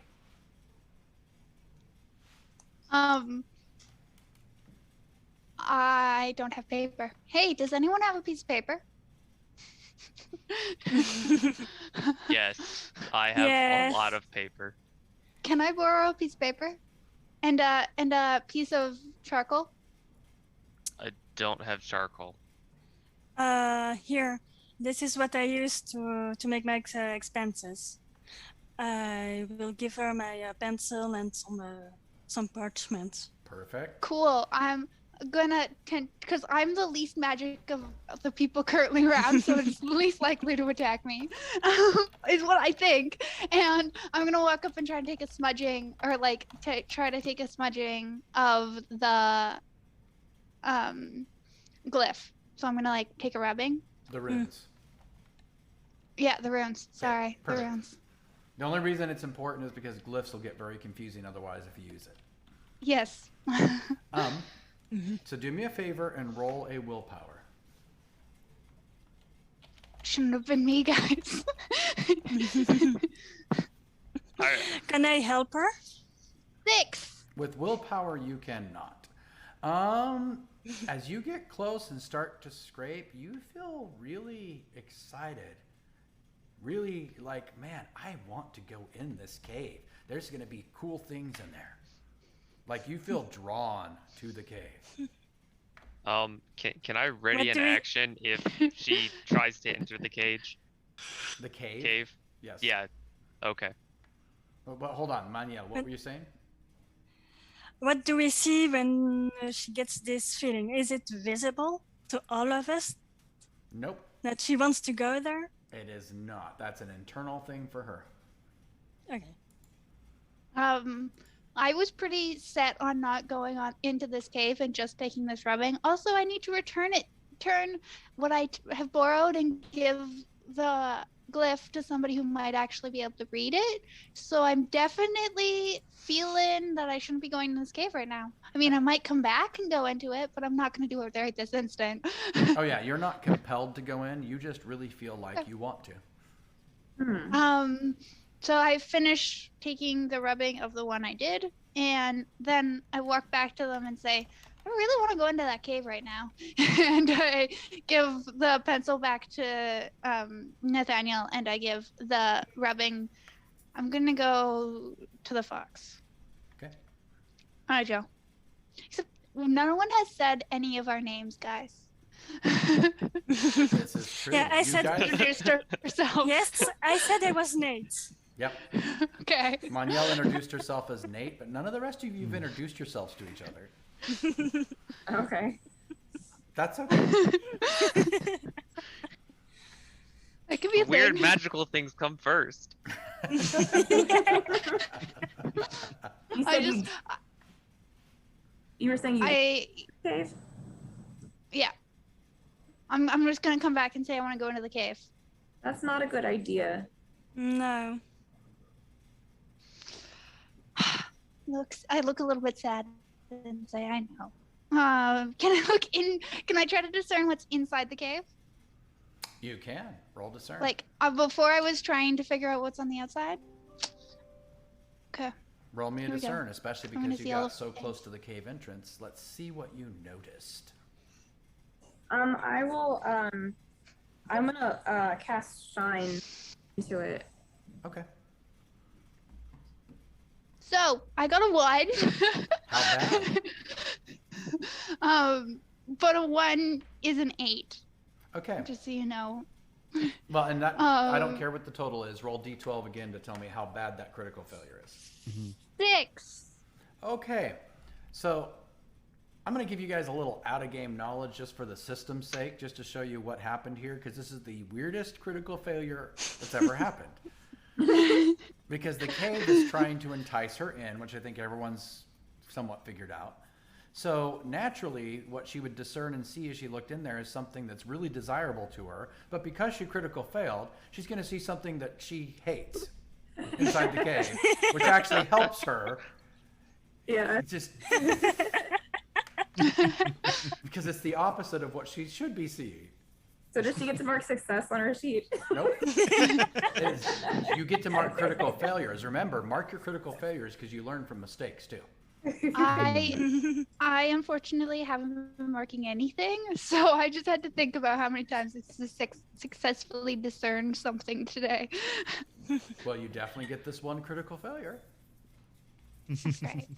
But, so, goodness gracious.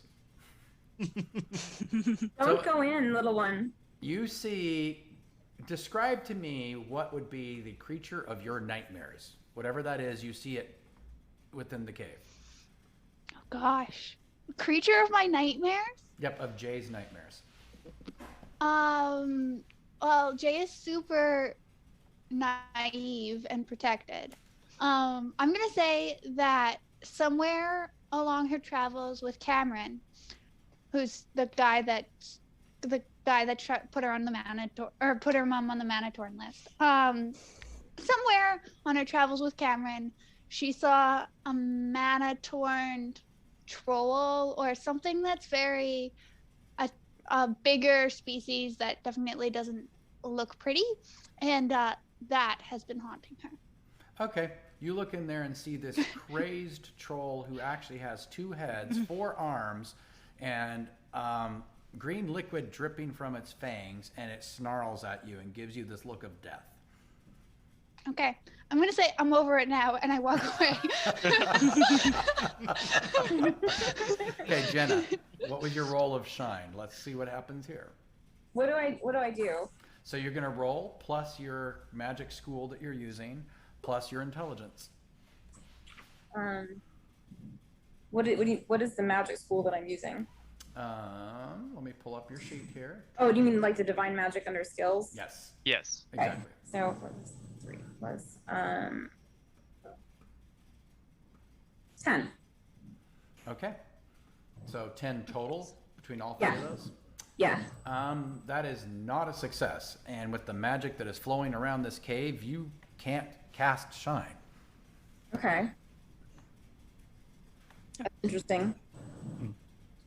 Do I, so when I cast something, is there anything I mark off?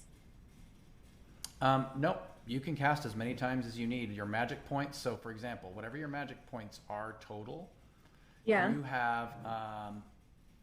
you have, it costs 10 to do an order 1 spell, but you regain at the amount of your mana base per turn. Okay. So it comes back pretty quickly. So you just spent 10 magic points to cast this spell, and then if your mana base is 3, you're a cleric, right? Okay, yeah, if your mana base is 3, then that means you're gaining back 3 per turn. So within 3 turns, you can cast again. Anything you want. Oh, okay. There's no limited number of spells. There's no what you have to prepare or memorize. You cast as long as you have the magic points to do it, and it's a spell you know. Okay, and I get 3 back every turn. Yep.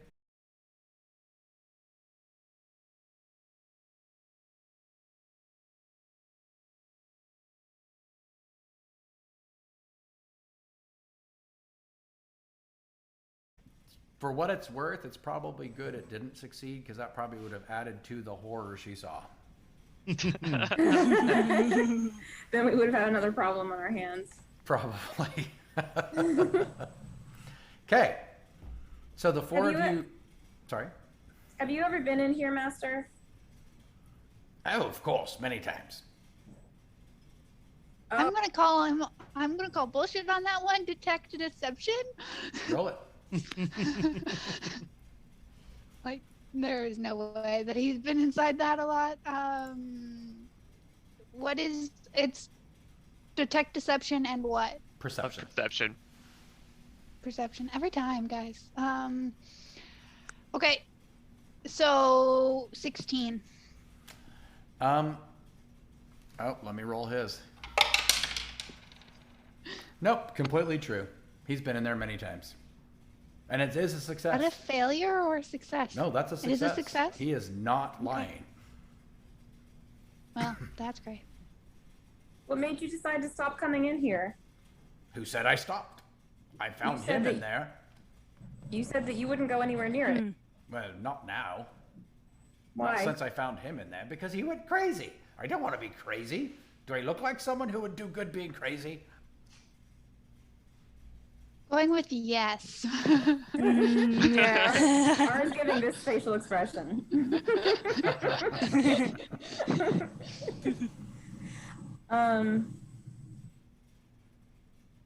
Art goes over to see if there's any way to open the box.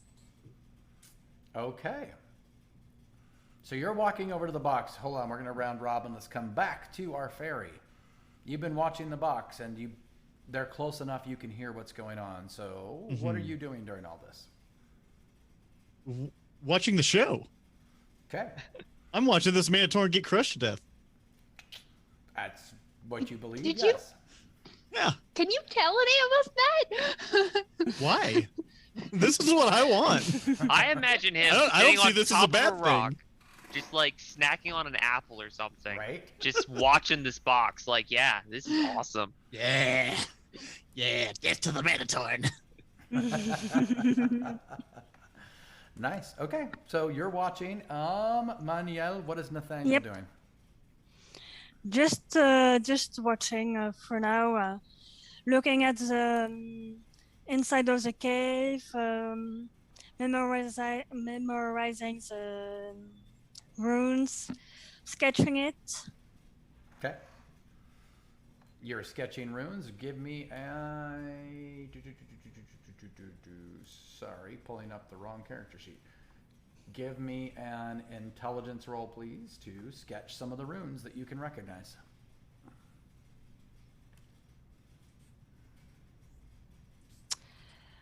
13.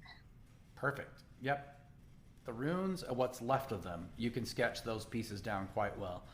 And by next session, I will give you guys a printout of what those rune etchings and sketches look like. Okay, Ijo, what are you doing? I'm probably...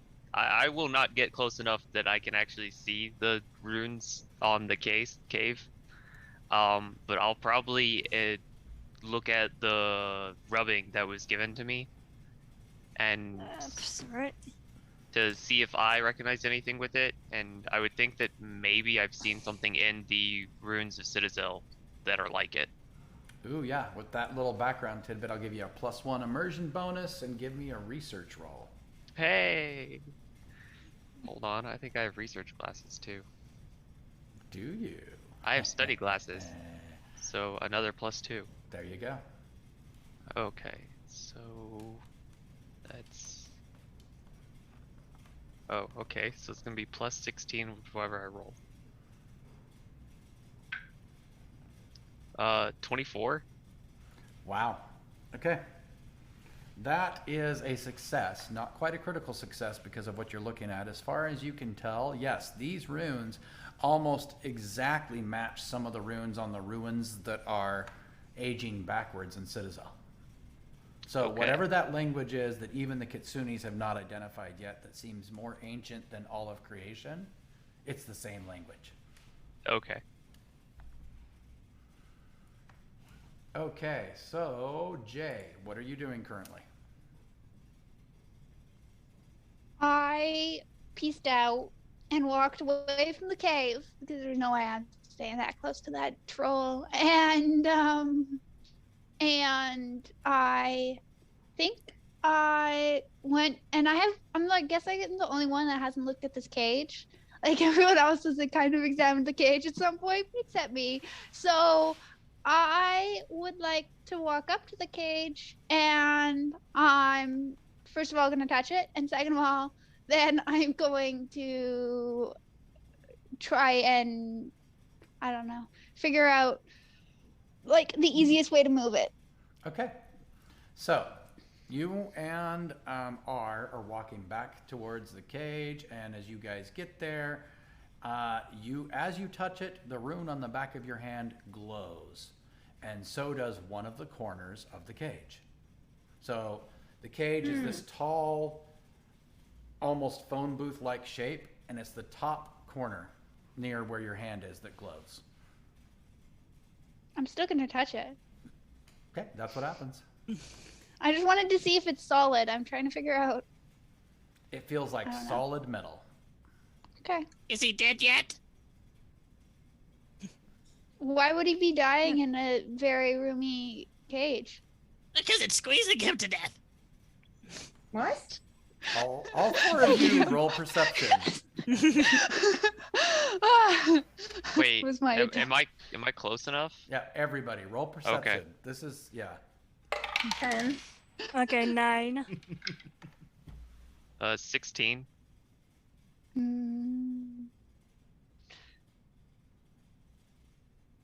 I got. I hate math. 11. okay. So Is 11. it just base perception? Yep. So 11, 16. What were the other numbers?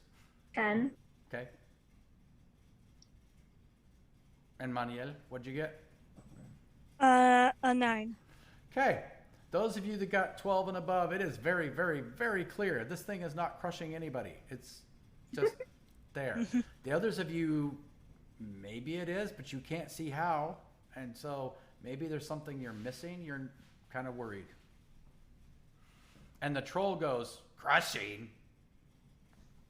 Are you sure about that? He runs over and knocks really, really hard on it. Are you being crushed in that? And you hear I'm going to try to repel him to back him off of the chest. Okay, perfect. In that case, what I need you to do is roll me a roll a brawling. Plus my strength or just a brawl? Brawl and strength and the roll. Yep.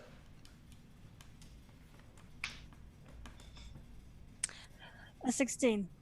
Okay, as he's running over and about to pound on it, you tackle him to the ground, and he goes, "Well, that was rude. Are you being crushed in there?" Yeah, but you don't have to be violent to him. I was just knocking.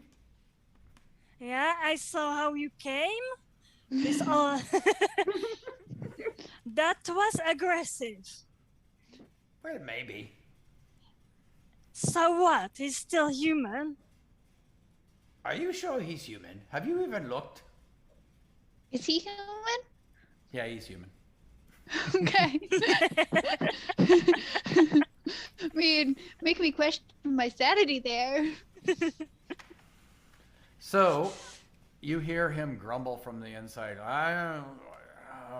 And all of a sudden, you all hear him starting to eat. Nice. Okay. Yeah, perfect. And we only gave him like normal rations, right? Yep. We didn't give him any of the feast food. No. Okay. Because why would you do that? He's only I don't Well- human.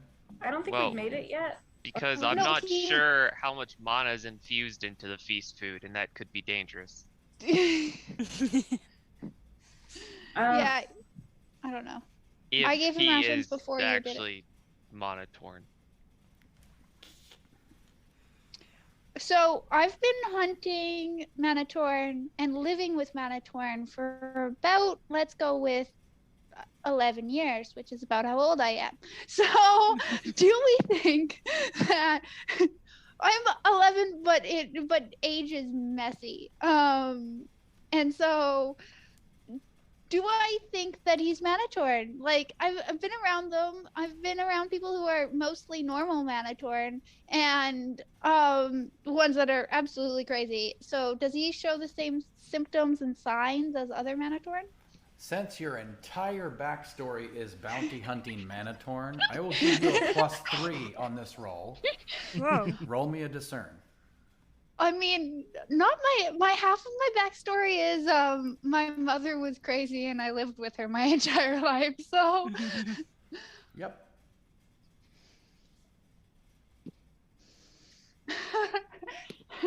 so I just failed that. Really? Aww. Oh. So it was a Yeah. 1. How bad? It was a 1. 10. Okay. So since discern is a class skill, it just counts as what it is. So use the 1 and add up everything else. Okay, so 8 without the +3 and 11 with the +3. Okay, so what you get is that he does not seem like any Manitorn you're used to. That's the best I can Okay. give you. Okay. But yes, anytime you have a class skill you roll a 1 on, only if that second roll is 6 or below is it a critical failure. Otherwise, you just take the 1 and add it all up. Because those are the skills so you use the most in your life. Does it count as in the critical failure category, or is it just a failure? It's just Okay. a regular failure. I was wondering where my ticks were going. Yep. Okay, so as far as you can tell, nope, not Manitorn. Jenna, what did you want to investigate at the cage? Well, through,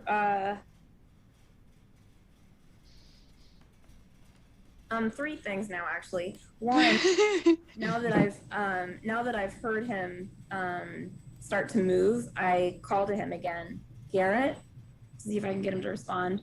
Okay.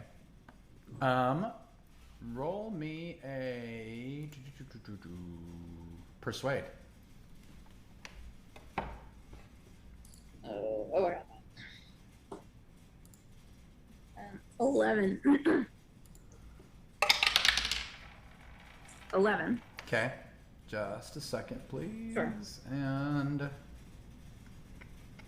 Now, is that a success? Do I mark that as a success? no, because Okay. the success depends on the target number that I just rolled, and it did not Okay, succeed. okay. So you do not persuade him to respond. You get nothing, but there's some munching and some mumbling and some groaning.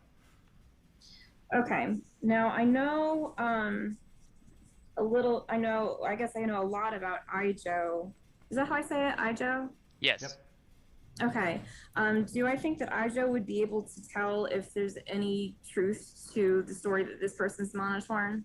Oh, absolutely. He is known as a master. He is a hero. He was praised as the leader of his tribe who deals with the magic-infused ruins in Citadel and allows people to investigate because of his wisdom. All right. Then R wants to call Ijo over and ask him whether he thinks that this person is really Monotorn. Okay, so little tidbit. Instead of telling me what R is Oh, going I to just do, tell. I just actually tell him. have R do it. Okay, Ijo. I wasn't, so I was pretty close still, right? Yeah. Yeah. So yeah, I'd Because- probably just look over at you. Oh, you're at the cage right now. Well, I was at the cave. Well, I was nearer to the cave. I basically where I got handed the rubbing, I Yeah. sat down and just started studying it. It's close Okay, well- enough. The cave is Yeah. not that far away, guys. Okay, Yeah. well, R's over at the cage, and come over to the cage, please. Okay, I would just stand up and start walking over. Okay. Sorry. I've heard of you. Your strength with discerning Monotorn has been rumored far and wide, and I was wondering if you could tell if this was a real Monotorn case. Most of it's in the eyes, so I'm not sure if I can see his eyes, but I can try, and I'll look into the cage again. Okay. You are awful close. Roll me a discern. Wait, do you have discern, Ija? I don't. Okay, roll perception. Okay. I will give you the +1. Okay. 3. Oh wait, sorry. Perception, so 8 total. Still, the best you get is he doesn't exhibit signs of Manatorn like you've seen before. Right. That's it. He's not giving the outward signs, but I would need to examine him more closely to determine if he actually is. Can we see him, Master? Well, look inside. Can we see him more closely, please? Not unless you open the cage. How do we do that? With the 5 runes. I think that's Good how we luck carry getting it. me to touch it.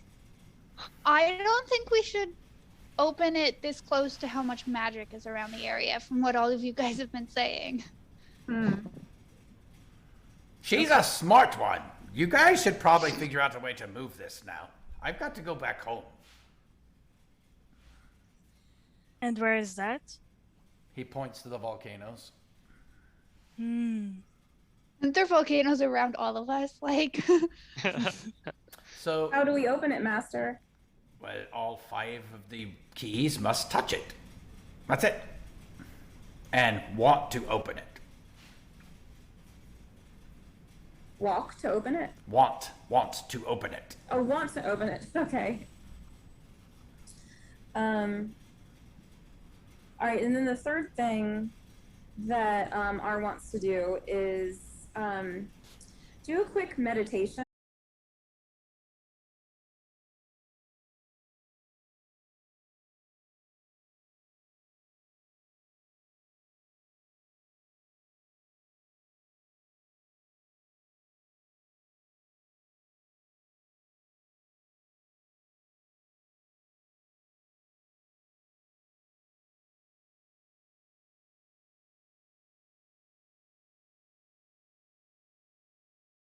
Who's not harmed and even harming them possibly. And so R wants to check back in with their god to see what's going on and if there's any new instructions. Beautiful. So, meditate is based on Constitution. Okay. So roll a meditate and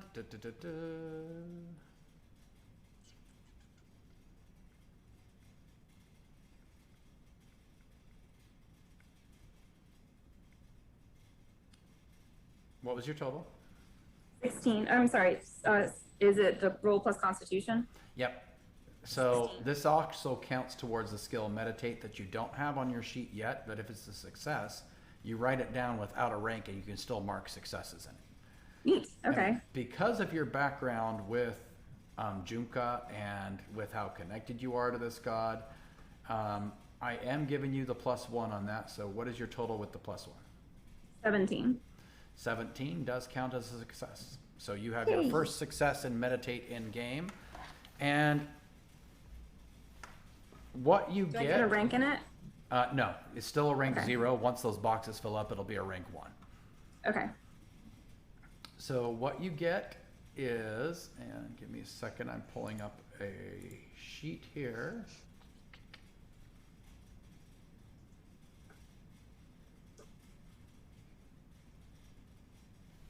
Okay, so you get an image in your head of your pool of restoration. You see Master Magas sitting next to the pool of restoration and very carefully dipping Garrett into it.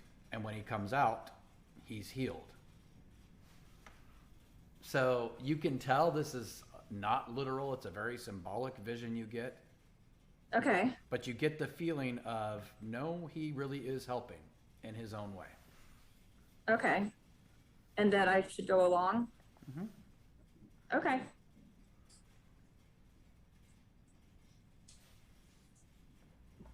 All right, that's it. Thank you. No problem. Okay, back to our fairy. Other than watching from a distance and being scared, is there anything else you're doing? If not, that's okay.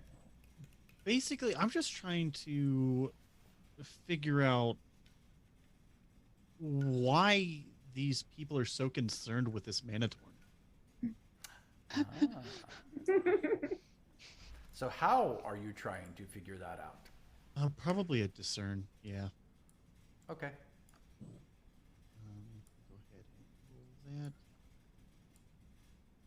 Go ahead and roll that. Almost a fail. Jeez, what'd you get?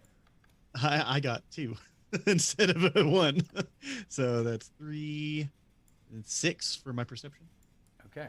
Total 6. So you don't know. They must be nuts. Is the best you can get.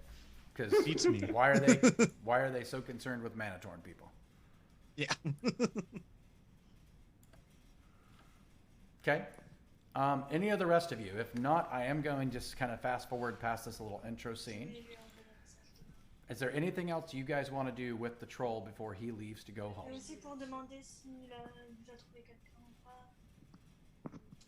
Not me. Not Nope. with the troll, but R wants to see if there's any way to mark near the entrance of the cave, do not enter dangerous levels of magic or something like that. Absolutely there is. So here's what happens. The troll stands up wherever there is more food left. He opens up what looks like a pocket inside of a glop of mud and shoves it full of food and starts to walk away and goes, well, Okay. good luck. I hope you find a way to carry that box soon because I don't think he'll last in there forever.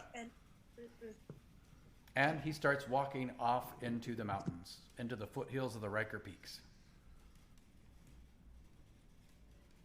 I'm Bye. gonna wait. I'm gonna say bye.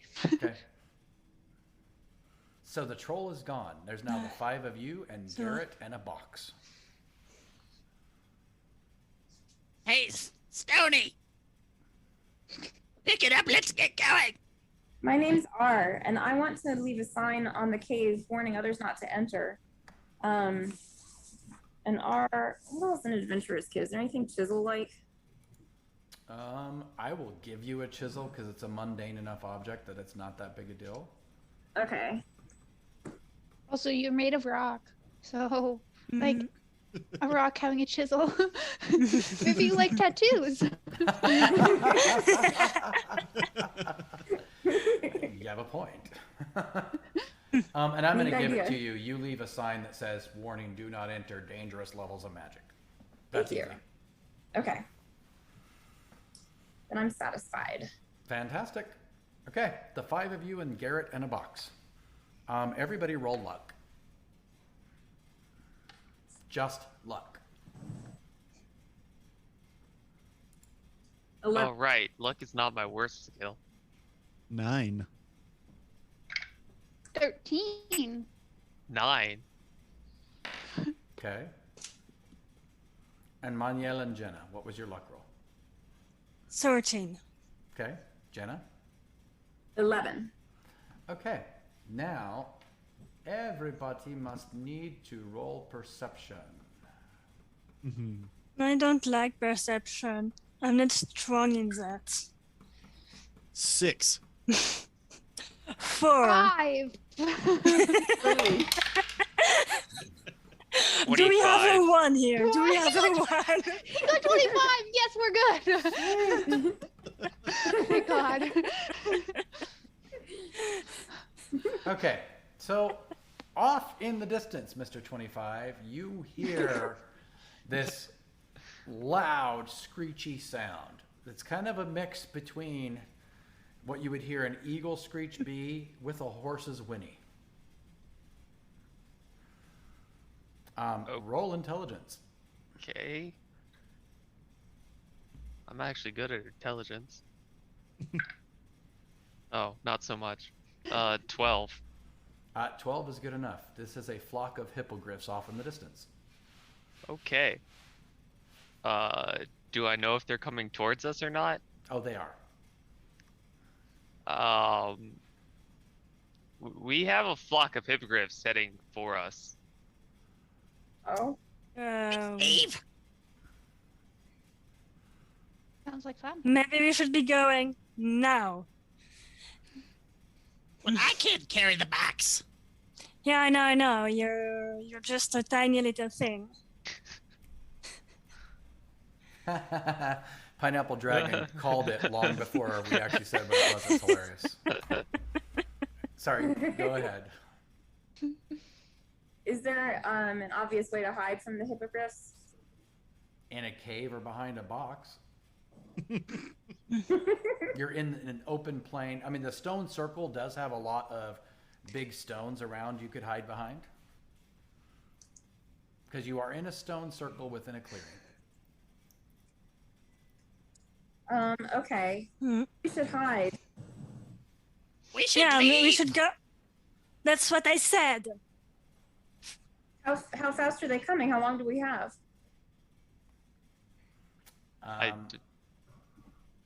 What was your total intelligence roll again? 12. You don't know. I'm not sure. We should take cover in the forest. Didn't you say you should know? You're a wanderer. Do you know the best route to get to Lycido? We were going to discuss that. Yes, I think was the answer to that. Yes, you probably do. So do me a favor and roll an intelligence, and I will give you the +3 for that awesome backstory. Actually, let me make sure that I'm having you roll the right thing. Yep, intelligence. 14. Perfect. So yes, you can describe the best path to get to Lucia that will make it the safest. And because we have a beautiful bounty hunter that is ready to figure out what that means, roll me a tracking. Me? Yes, Jay. Roll a tracking. Because knowing that there are creatures nearby, you could maybe track where they're going and what they're doing. What tracking is? Tracking Perception. plus what? Perception. Perception? Of course. 11. Yeah, 11. Okay, hippogriffs shouldn't be out here, is what you do know. Success? No, it is not a success because you still can't really track what they're doing, but you know they shouldn't be out here. It's weird. Hippogriffs are here.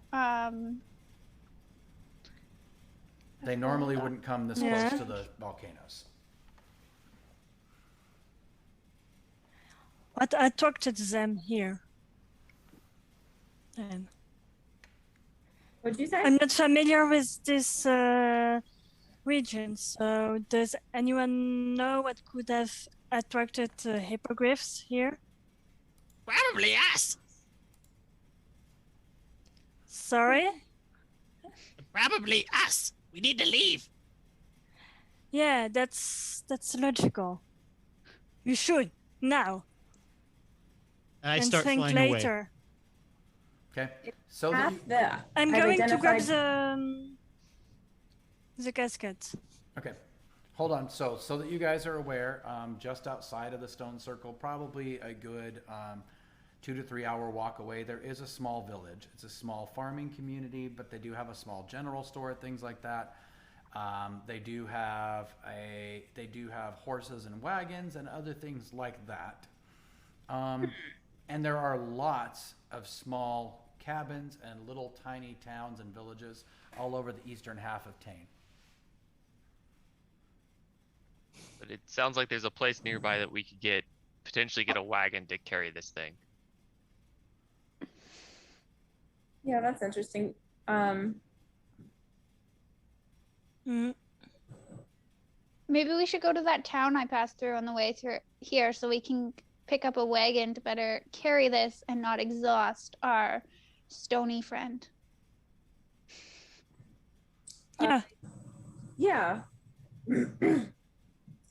That sounds good. I was concerned about the harpies. The trailheads to either this town or the straight safe route to Lucia. Are they near here or near enough that they could escape into the cover? I'm not sure I understood what you asked. Ask it.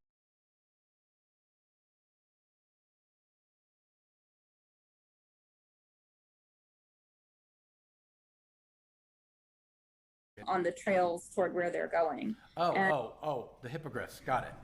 How far away are the trailheads from where they are versus maybe like any caves, any non-magical caves, or like being able to hide behind boulders immediately in the area. So the pillars that create the stone circle are big enough that any of you could hide behind immediately. Okay. None of you know how close the hippogriffs are. There wasn't high enough roll to know that. The trail goes right to the stone circle from the city. They've used this stone circle quite frequently for ceremonies, rituals, etc. So, and is it covered, obscured from above? Nope. You are in wide open plains area. So there are few trees. It's not a forest. I suggest we take that, but right now I feel like we should hide from the hippogriffs. I think that if we were to hide behind these pillars, they wouldn't be able to see us, and we need to wait till they pass before we try to expose ourselves on one of these narrow trails.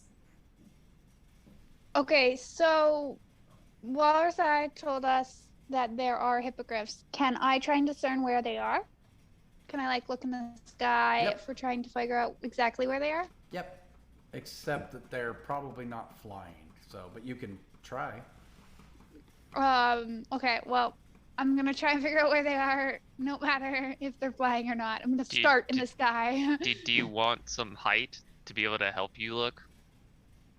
Height would be great. Because I can cast Elevate to give you 100 feet in the air. Ooh, neat. Okay, that's not terrifying. Let's see if I can figure out. I'm going to tell the group.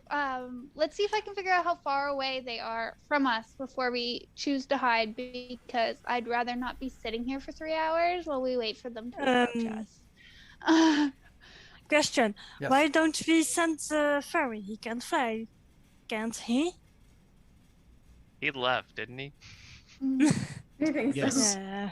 Yep, he started to fly away. We're coming to him in just a second. He doesn't even know the way.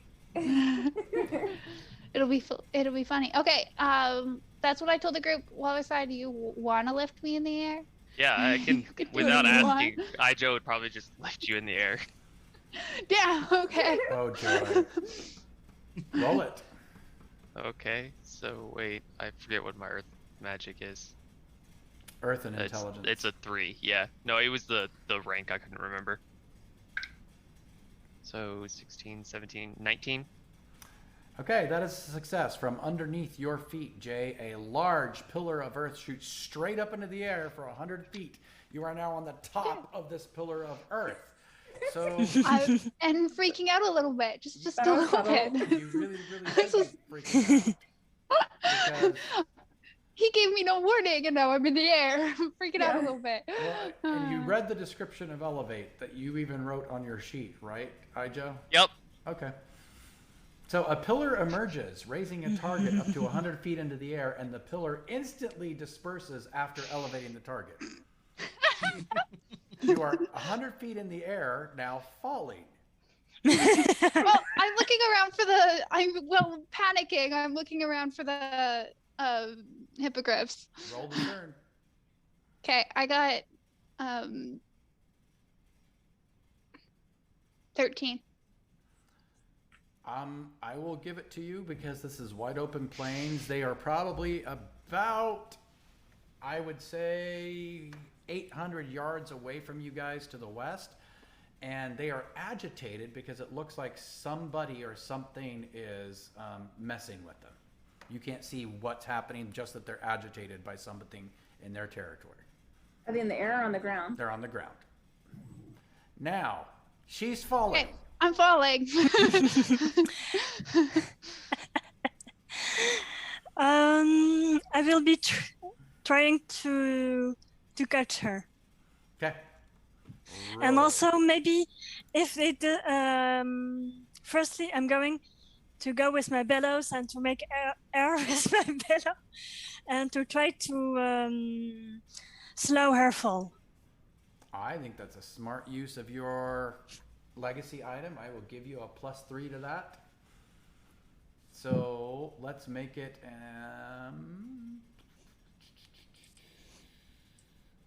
This will definitely be an agility roll. Oh, good. That's good. I'm happy. No, an agility roll for Nathaniel. Yeah.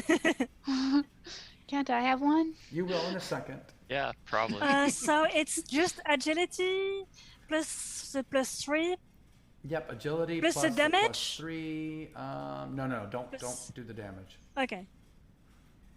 Yep, agility plus the +3. Okay. 15. Perfect. A huge gust of air starts to slow your fall as you're coming down. Fantastic job. And go ahead and roll an agility roll. Jay. Oh damn! Just straight agility. Yep. 7. If you had acrobatics, I'd let you roll that. If you had athletics, I'd let you roll that. Okay, so Nope. total of 7. Yeah, I got a 2. I got a 2. Okay, you are tumbling third in 2 this I rolled. cloud of air as you're coming to the earth. You're not able to really control which way you're facing because this puff of air is twisting and turning you around, even though it is slowing your fall. Roll luck. Well, would it be possible for me to make a shorter pillar to try and like catch her briefly? Yep. These Okay. pillars are up to 100 feet. Yeah. Okay, you Oh. roll This is her that. backup. Right. You roll that. She rolls luck. Yep. 8. So that's a 16. Okay, so another pillar comes underneath of you and catches you before you start to fall much faster, and then disappears immediately. I will try again. Okay, Well, it'll slow me down a little bit. it will. It will. So I'm going to give you one more gust of air roll, one more luck roll, and we'll see what happens. What? I got a 10 plus 8, 18. Fantastic. I think it's my highest Yeah. on my dice. Okay, Grace, one more luck roll. I got 12. Okay, with the 2 gusts of air, the 2 pillars of earth, and your luck roll because you lost control of your movement, you hit the ground with a thud. It doesn't do you any damage, but ow, that hurt your backside. I'm gonna look towards Ijo and go, some warning next time. And, and then I'm gonna say, the hippogriffs are 800 yards away. I'm gonna say meters, but that is not the same amount of distance. And I think 100 yards, And- it's a lot more than 100 meters. Oh, it is. yeah, It is. I have no clue distances. And 3 kilometers?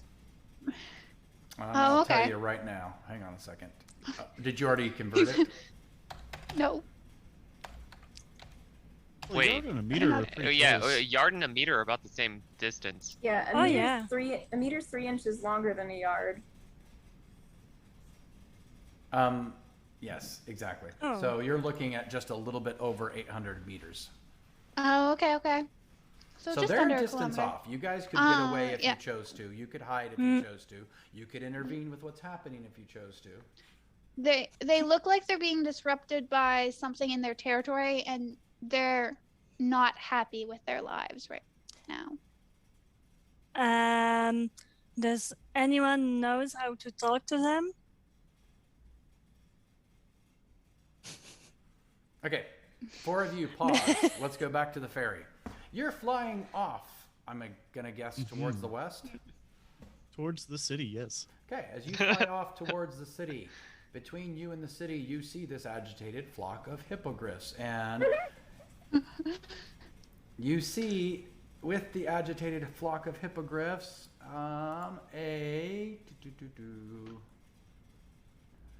Partridge in a pear tree. Yes, exactly what I was going to say. No. You see a couple men and a couple women who have spears and they are poking them and trying to drive them towards where you guys were. Oh. Roll a stealth, by the way, because I'm assuming you don't want to be seen. Not specifically, no.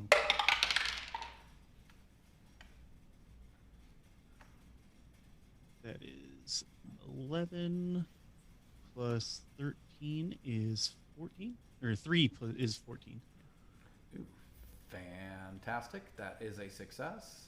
Boom. You are not seen by the people who are so distracted by we're going to poke these hippogriffs and make them run towards the cage. Mm-hmm. Mm-hmm. So, I'm going to continue on towards the city. Okay. I have a goal in mind, team, by the way. I'm not just running and leaving you guys away. Well, isn't the city like far off, like days travel off?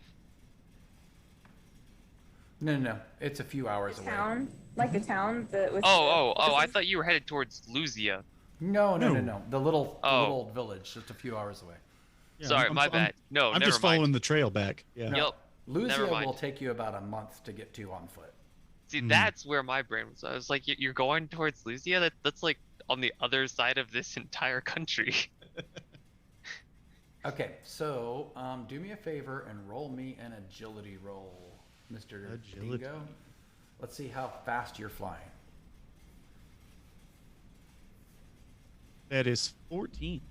Fantastic. So you're going faster than normal, so you will get there a lot quicker than you normally would. In the meantime, while you're flying, we do need to come back to the 4 and see what are they going to do, if anything, with the hippogriffs, or are they moving on? Mm-hmm. So, I love it. Right. I don't know how this happened, but we've got Dingo and the 4. Dingo and the 4. Interesting. So, back to the 4. You mean you couldn't tell that it was going to end up that way when he's absolutely terrified of Manitorn and the rest of us want to heal them? To be honest, I was looking in an old character sheet where he was terrified of human women, not Manitorn. I forgot he changed that. So there are no human women I put into the scenario. All right, Ars, get behind the pillars. Okay. We have like we have like a distance. We could do some stuff before we went behind the pillars. We Like- could outrun them. Like, do you think the hippogriffs are going to destroy this cage? Maybe we should protect him. No, they'll just see a cage. But they're And they can't open it. They don't have the keys. but they're what's the word? I don't have the word. But they're trampling, like they're not looking out for things. They're just gonna run it over, and they're probably strong enough to break it. I don't agree. I think it's a very strong cage. And I think we should get behind the pillars. Maybe we could lure them in the cave. I'm not going near that cave.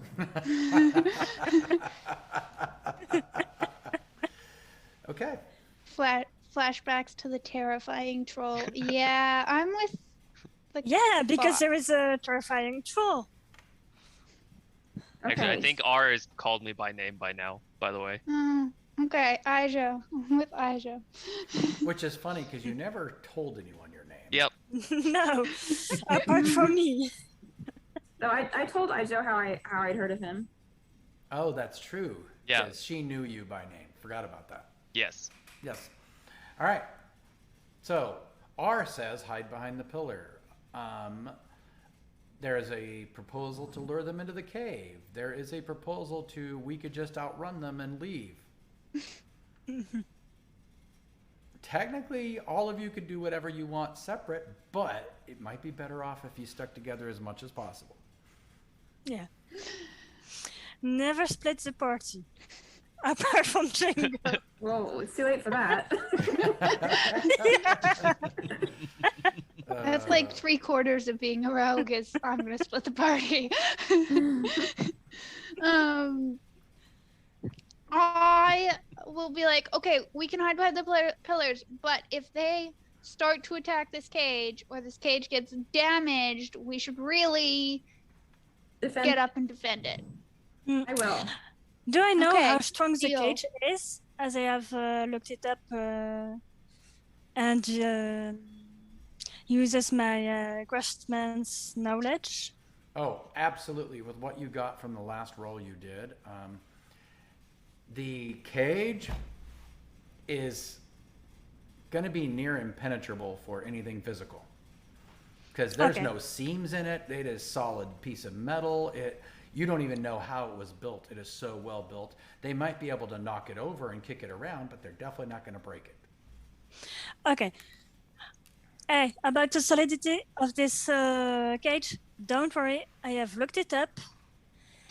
And as there are no seams really visible, and they know my stuff, because this is all metal, and metal is my work. It's just strong. It's nearly indestructible. Thank you.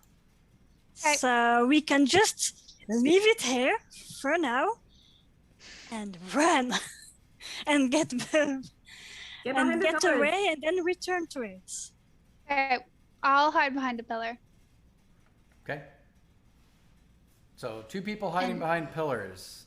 Joe, and Nathaniel, are you hiding or are you going to go and whatever else? I have something to add, but you can come back to me. Okay.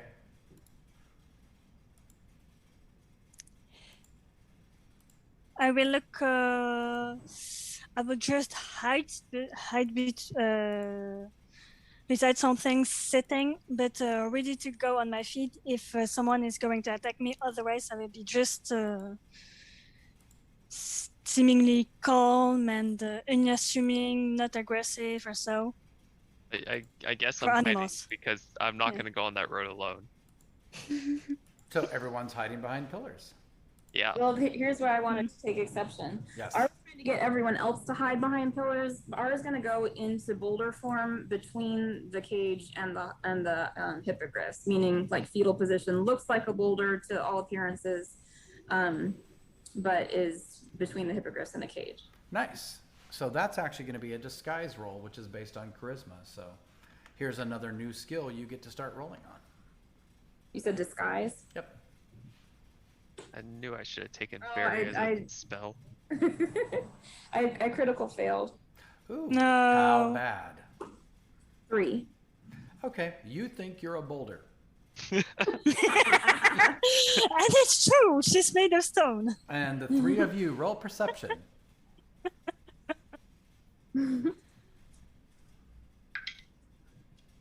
7. Critical fail. 12. Okay. What did you get, Manuel? Manuel, sorry. 2. 1 and 2. Oh, boy. Yeah. You To critical you- failed. To you, R is completely disappeared. Doesn't even exist anymore. Jay, what you notice is R goes and sits down and holds his knees and starts rocking back and forth. No, you wouldn't rock. You don't think you're rocking, but you're teetering because of the failed disguise roll. And Okay. you think, wait, is he trying to attract attention? What's going on here? I'm just gonna. Can I just yell out? I recommend you stop moving. You can. R hears that and realizes they must not be disguised as they thought. Can they try again? They can. Okay. Yeah, that's what I wanted. Is hiding stealth? Can I roll stealth to hide? Oh, yes, you can. And I'm adding charisma, right? Yep. 14.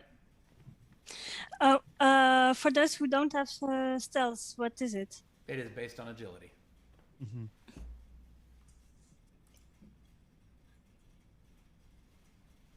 So 10. Perfect.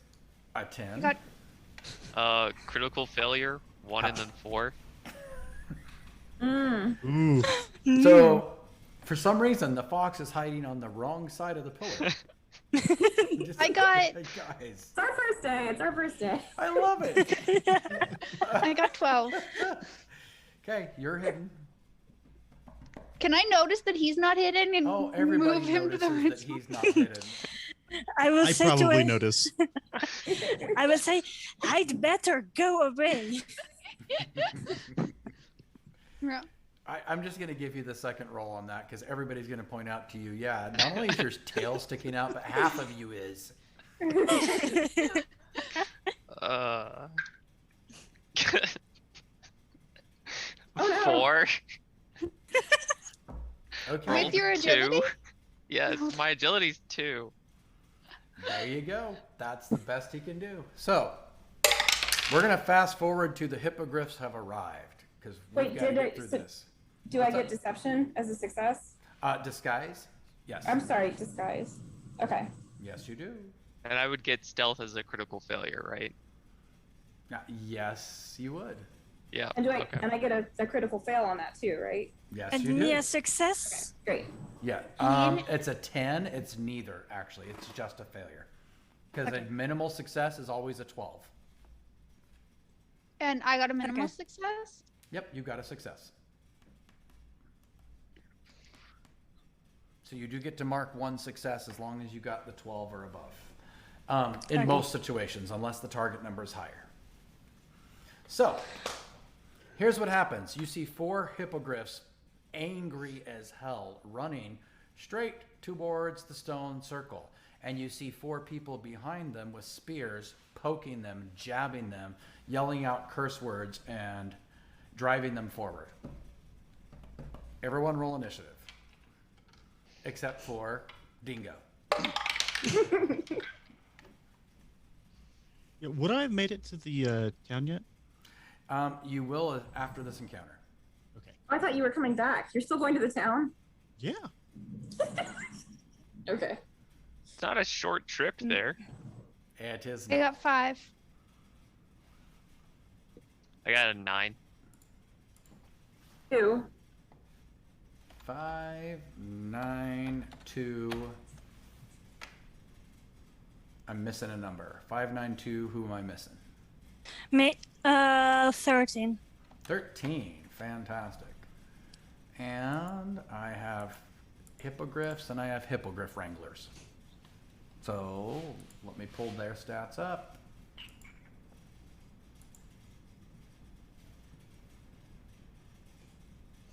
Okay. What's that? As I see them, well, I'm going to guess that they didn't just suddenly get in our way. So as I see them approach, can I pull out Purgatory? Oh, absolutely. This is giving you some time. Okay. The initiative is for, Okay. they're not going to be there for a couple rounds, but you definitely see them. Okay. Okay. So, bum, bum, bum, bum. Manya, Nathan Yep. gets to act first. So, you see the hippogriffs charging towards you. Are you doing anything or are you going to stay hidden? I'm going to stay hidden and as least visible as possible. Okay. Then we will count that as a held action and And if they approach, I will be. If any human sees me, I will go towards them. good to know. In fact, one of the females who is on the left side of the herd of hippogriffs turns and points towards you and goes, "Hey, there's an ogre hiding over here." Yeah, Oh. so what? I saw the hippogriffs. Anybody saying in mind to do that? I didn't see you. Okay. Well, they're ours. You can't have them. I know. And I don't pretend to intervene. And they're still. I'm going to They're approach still a the little back ways. Okay, you're going to approach them. I was going to say they're still a little ways Yes. off. so They- as to en fait get all the attention to me and not to my companions. Ah, perfect. They are still a little ways off, so they aren't at you yet. They're just yelling. So roll to get the attention on you. That would be a charisma-based roll. Let me I see don't what have skill. charisma. No, you don't. Just charisma.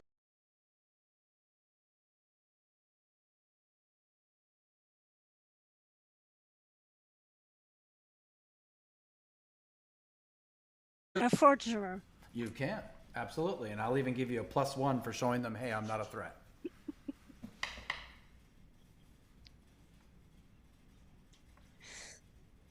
Do we have points?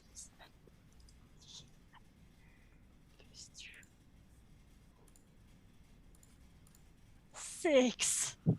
Okay. At that moment, the large gentleman who looks like he's leading this group turns and says, there's a fox over there. Yep. Where? Ah, yeah.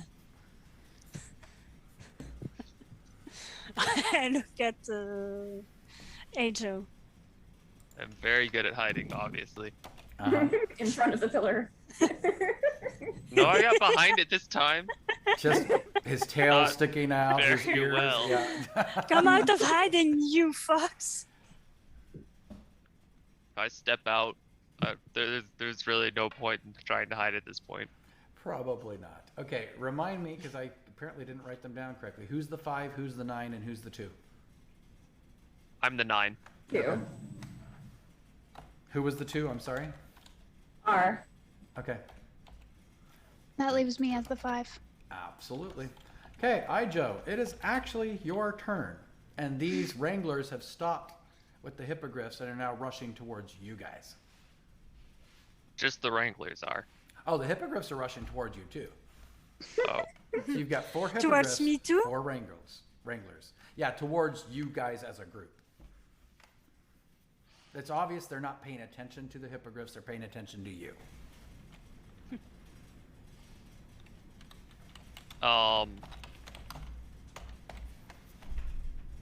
What's the range on things like elevate and caged? Unless it says otherwise, it's always line of sight. Okay. So, can I just cast elevate under one of the Wranglers? You absolutely can. Okay. Roll it.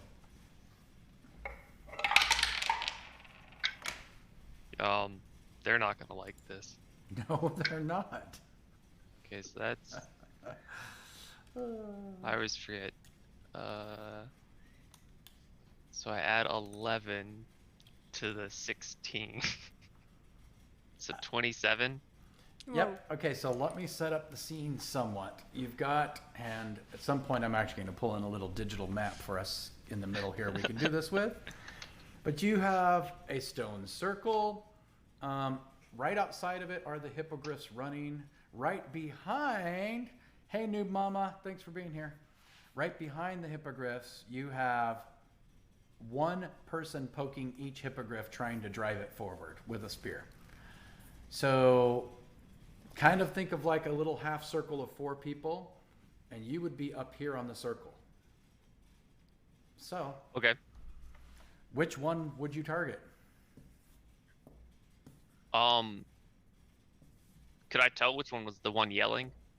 Oh yeah, the very large man who has a long flowing brown cloak and seems to be in charge. Yeah, it'd be him. Okay. He shoots 100 feet up in the air and immediately starts falling and is screaming, "What the heck? Oh, they're using cursed magic on us."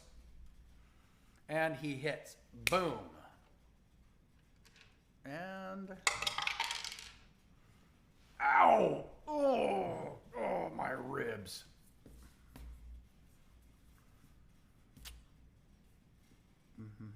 So on both the hippogriffs and the wranglers' turn, which come up next, they rush into the circle. Now, it is Jay's turn.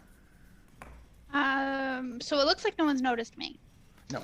which is good. And I can't.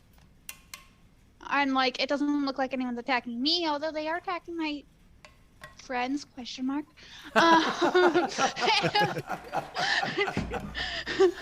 Well now. So maybe I want to defend them a little bit, but I'm also hiding. So would my stealth work to jump on top of the boulder I'm currently sitting on? Like, could I be on top? Because people don't look up. People don't look up ever, just universally. With your stealth roll, And- I will let you get up to the pillar that you're hiding behind. Okay. Okay, so I'm gonna be on top of this pillar, and the guy that fell, I'm gonna throw purgatory at him. Ooh. Okay, roll it. So the legacy item, purgatory, is level 2, and I wanted to take damage as the second one. So how much extra damage would that give me? That gives you an extra d6 of damage. Okay. What do I roll to attack, guys? Thrown weapon? Is that what I'm Thrown looking at? weapon plus agility Okay. plus your roll. And then he will roll to dodge at a huge minus because he's on the floor. 17. That is definitely a hit. Now, roll a d12, and this determines location, and if you end up hitting in a critical spot, it does more damage. 4. Okay, so you hit him left arm. So roll your damage, d4 plus d6, and then plus 1 on the d4, obviously. Okay. D4, D6. Oh god, I got 1 on the D6. So that's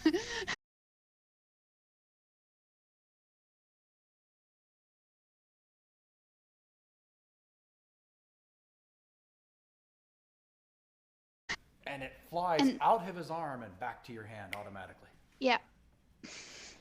You did more I'm than gonna a third use- of my HP.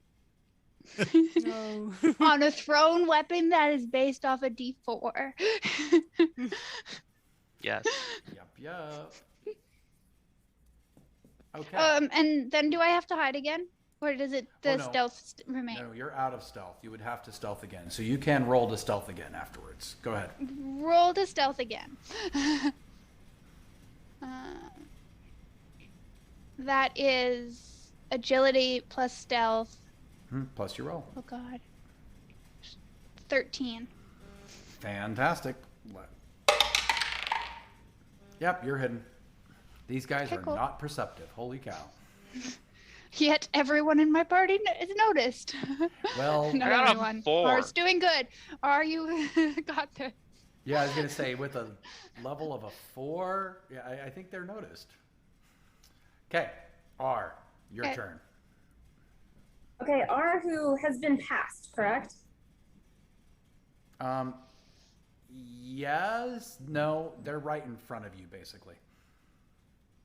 Okay, so they can see me No, they cannot.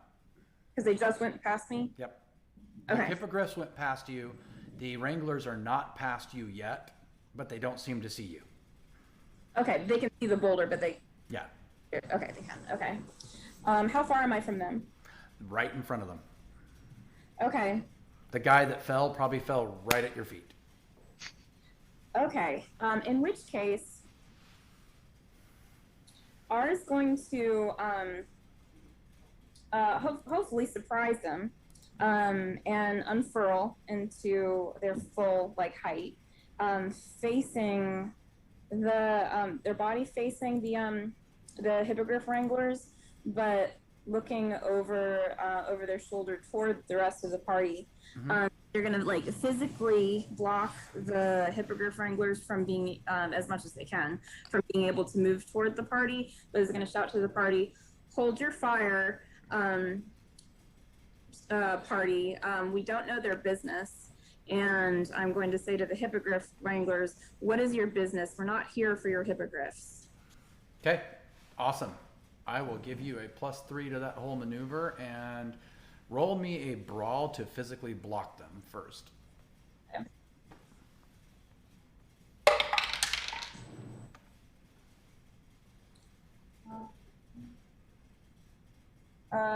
That's 13. Okay. They stop. The 3 of them that are not face down in the dirt look at you and take a step back and look really scared. The one in the dirt gets up and goes, "We are here for the troll. Where is he?" Do I have any more speech this turn? We're going to wait till next turn. Let's come back around. Okay. Then that's my turn. And we come back to Nate. So you're looking for a troll? Yes, we're here to get the troll. The hippogriffs were just a distraction. Okay, can you call them down? No, they're wild animals. Then it's just why did you hurt them then? To get them agitated as a distraction. But they could attack you. We're the ones with the pointy sticks at their behind. They'd run the other way. And some animals, when they are cornered, can still attack you and hurt you a lot. That's a risk. Yeah, your fault. Okay, I will just grab my stuff, just to be sure. I don't want any hippogriffs behind going towards me, okay? I'm just a passerby here. Okay. I don't want any business with you. Okay. Do me a favor, roll a luck.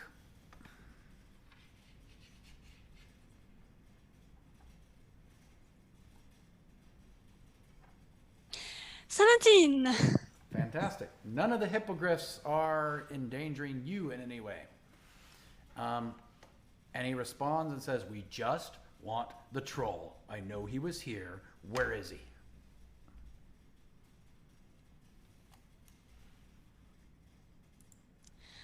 I just have this cage here containing my stuff, and I'm showing it, showing the casket. Okay, let's go to Ijo.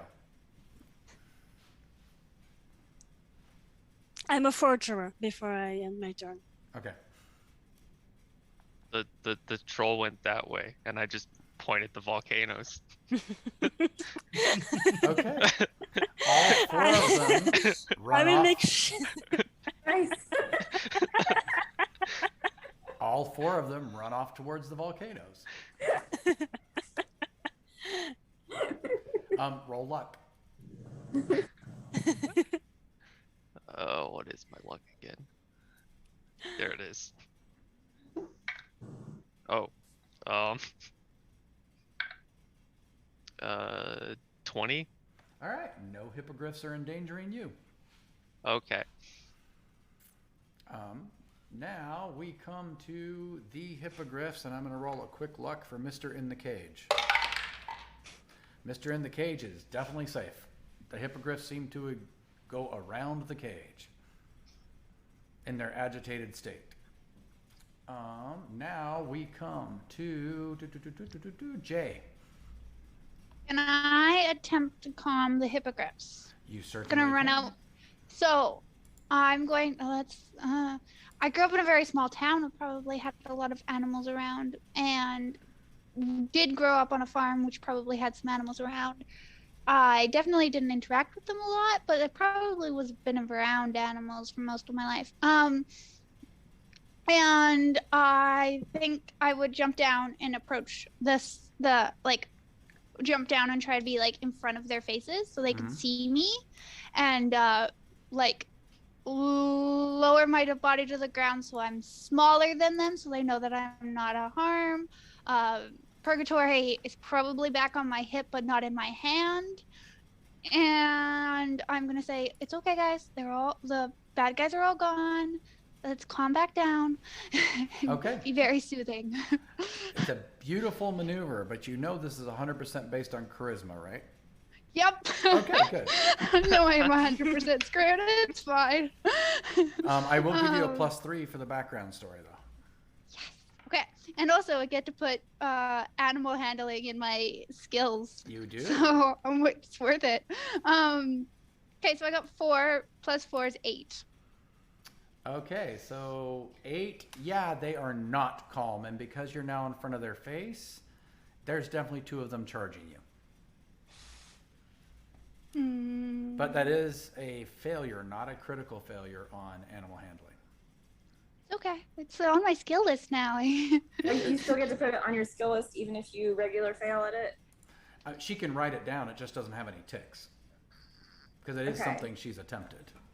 Oh, okay. You can technically write down every skill in the book if you wanted. I don't personally do that okay. with characters because I don't want to play with every skill in the book. I only want the ones that I want. Okay. So if it comes up in game, yeah, I'll write it down and say, hey, this guy's using this a lot. Let me note that for going forward. So let's come to you, R. R is now concerned about the small person making themselves even smaller in front of a trampling herd of startled hippogriffs. I'm not that small. How small? Our thing's almost everyone That's small what I ones. But how big are you? 5'6". Yeah, that's small. All right, and how far away is R from J? You're close enough. You could do something to intervene with the two that are charging J. Okay, now R puts their body in between J and the hippogriffs. Are you doing anything besides put your body in? Are you actually attacking? Or describe it more than put your body in between. Okay. It's gonna be pretty much what I was doing before, but facing away from the hippogriffs, my sense is not to like look at them, and just be holding my arms and legs out so that it's very difficult for them to access J. Okay. I'm gonna call that a block roll preemptively. For them, Okay. probably going to hit you if they aren't deterred. Hopefully they are. Roll it.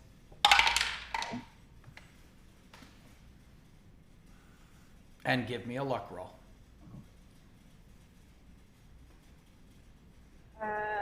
Okay, so block is 6. Plus your strength. Oh, is 16. Okay, perfect. Now a luck roll. Luck is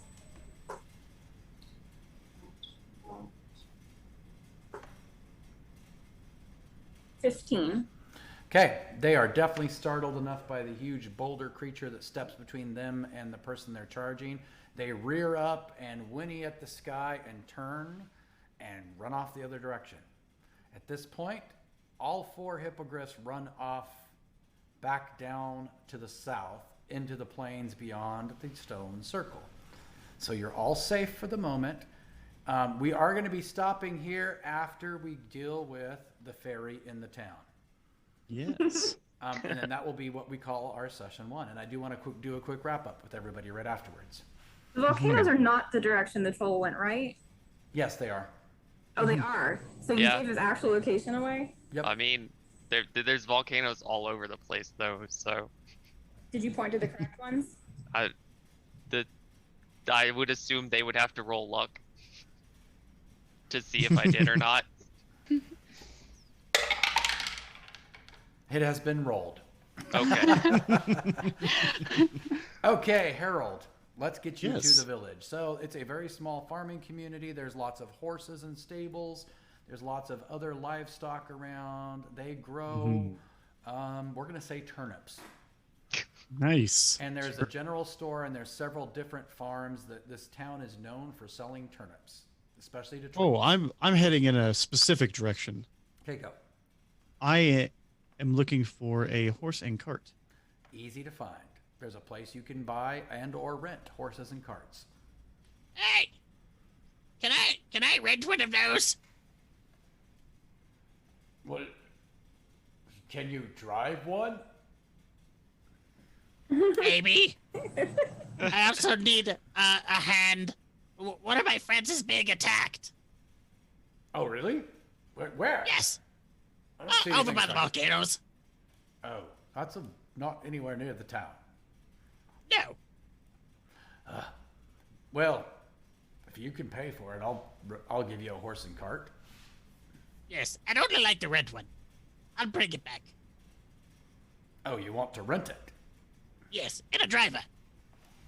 Oh, I see. Okay, well, in that case, He's thinking and rubbing his chin. You definitely need the driver because I don't think you could control the horses at your size. No. by any means. Let's say, I'll give it to you for a deal because your friend's in trouble. You probably need to get on the road. Yes. 150 vials. That's just fine. Yes. Perfect. Here you go. And he goes. Are you the one coming with me? No, not at all. He walks to the back of the stables, snaps his fingers, says, Janice, get over here and drive this cart for this little pixie creature. Fairy. Fairy. Sorry, sir. Yeah, okay. And this young lady comes out from behind the cabin and goes, where are we going? To battle. To where? This stone circle. Oh, the one just down the road? Yes. Well, I'm not going to fight, but I'll drive you there. That's fine. Come on, get in. Well, I don't specifically think I need to get in. I can't fly. Then why do you need a cart? Carry things. Oh, okay. Like, probably the bodies of my dead friends because we're taking so long. What? All right, fine, let's go. She takes you. off with you down the road, heading towards the stone circle, and we're going to stop right there. Okay, so a couple things. I would like to know from everybody, what do you think of session 1 so far? What are the points that stood out to you? What are you thinking of how the play is going? I like the exploding dice, and I like that they can be very powerful. Fantastic. Anyone else? I really had fun playing it. Good. Just something I don't really understand. Do we got also success boxes for like just rolling agility or? No. Where do we mark that? The success boxes are not for your attributes, only for skills. Okay. Because the skills are things you've learned and can keep learning in life. The attributes are things you have to condition yourself into. But like, for example, I used my bellows and I had successes when I used it to slow down. Okay. Sorry. Yeah, you succeeded. You succeeded at the roll. Isn't but that a skill? But it wasn't a specific skill that you used. If it were to be a skill, my guess is that would have been probably acrobatics. So you can write down acrobatics, and I would let you mark a success in that. Okay. Yeah, I also really like that the way that you level up skills. Yeah, me too. Fantastic. I like it, but I feel like it's sometimes hazy on whether or not you succeeded. Like, detect deception. I have no clue if I actually was successful or if that guy was just crazy. Oh. Like, Well, so that's on me. You succeeded every time. There is no way he was lying. He's just Okay. nuts. Okay. Did everybody else have fun? Yes. I really enjoyed it. I Good. liked how much opportunity there was to really delve into the role play of the situation, and explore everything that really felt like interesting and useful. Like elevate. Would never have guessed.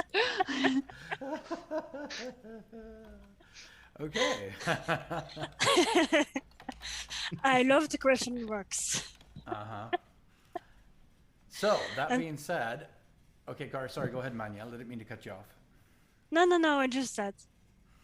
Okay, so that being said, one of the things I want to ask all of you to do is before we get to the next session, come up with something that you think you would like to do or see that would help the party work better together. And this has nothing to do with system.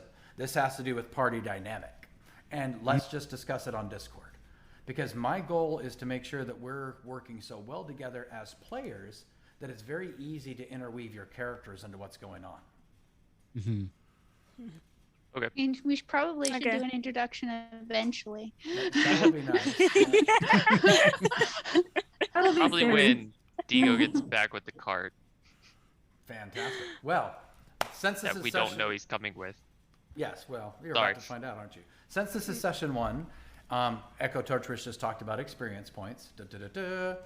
Experience points in Rupture are very, very easy. You show up to a session and you're there and participate, everybody would get at least 100 points. If the session went really well and wow, that was fun and engaging and we got a lot done or did a lot of character development, it's a 200-point session. If it was, oh my gosh, that's so epic, it's going to be written down in history books for years to come, it's 300 points. So experience points are not based on how many things did you kill, how many things did you find, what did you do. It's based on how did the session actually flow. I think it was really fun, and being a first session for everybody, I'm going to be a little generous here because I think I threw you into none of you know each other, show up and start doing things, which is always a weird dynamic, but I knew it would force some role play out of you guys anyway. So I'm giving everybody 300 experience, Whoa! Thank you. which means you do get to go to level 2. So do some leveling up before next week. Ooh. Do How do we we have? do that? Are there instructions on that in the manual? There are. Yes, and they're there are. Very, very easy to follow. Yeah. If you have a Okay. question, like always, don't hesitate to reach out to me on Discord. Okay. Audience members, we have 8 people viewing. Is there anything you would like to ask the party, myself, or about the system, about the game, about the characters? Now is your chance to do so. And while they're doing that, are there any other questions you guys have about this session? I just really like the way that your guys' game mechanics work. Well, thank you. I appreciate that. We'll give them a few more minutes. Anybody else have any other comments they'd like to add? I think it's hilarious how most of us are like, hey, we really want to save Manitorn, and then there's the fair. No, I just want to save my father. That's just that. I don't care for the others. Yeah. No, yeah. Nathaniel's kind of the neutral there. So, yeah, you've got the let's save the Manitorn, let's kill the Manitorn, and Nathaniel's like, can I just go to my family now? It's a very interesting dynamic. I love it. Yeah. And it was so interesting because I've never played with Manitorn this much in an adventure, but because so many of you had it in your history, it was it was too easy not to. And also, it probably will help you within the system develop Manitorn better. Yep, Play with actually, them a little bit. we've got a delicious description that's added to the next update that should be coming out in the next few days. Nice. Okay. In that case, Here's a question. Go for it. On Manitorn, could you play as a Manitorn? The answer yeah. is no. And I'll tell you, I borrowed a little bit of that from the old Cyberpunk 2020 system. They had a skill or an attribute in there called humanity. And when you have added so much tech to yourself that you no longer have any humanity left, you lose control of your character and no longer have a will with which to act. So Nice. the idea Okay. is the same here, that when you have been mana torn, you can no longer act of your own free will. You just are instinct only and become a creature. Nice. But there are a lot of things that could happen to you before you get completely mana torn, where you could play as somebody who doesn't have complete control of everything. Yeah. It's like mana frayed. Actually, I like that term. Let's use it. Yeah. Oh, you- yes. No, go Go ahead. ahead. Go ahead. So you, as the narrator, are you like making up the story specifically for our group? Yep. I will tell you what I do as a narrator, and I encourage narrators to do. With such a rich character generator system that we've built, it gives you lots of points to play with. One of the things I've noticed that works well in tabletop role-playing games is when you have a narrator, a game master, a dungeon master, whatever they're called, that really focuses on what are the goals of my characters? What is it they want to interact with in the world, and uses that within the story? because it lets the characters really explore the character the way they want, and it makes the story a lot more deep and a lot more rich. So I built this 100% based on you guys' backstories. Okay. Go ahead, Manuel. So yes, I would like to know how you can make armor. Great question. So there are 2 skills. You have metal working already, and there is an armor smith skill. So if you're making metal armor, you can use that. Armor smith is out of any material, actually. So if you decided I want to do leather armor, it'd be leather working and armor smith. There are crafting skills. If there's not one listed in the manual, it's easy enough to add. As of last night, tailor is now a skill that we realized we overlooked, because apparently someone in our home game now needs to become a tailor. But any crafting skill, for the most part, is going to be based on one of 3 different attributes. It'll be based on intelligence. If it takes a lot of, like alchemy, for example, mixing of potions and chemicals. It'll be based on strength. If it's something like metallurgy or stoneworking, that's mostly about, that's the attribute I'm using to carve this thing. Or it'll be based on agility if it's something like jewelry making that is small and intricate and takes a lot of manual dexterity. Okay. Any other questions, guys?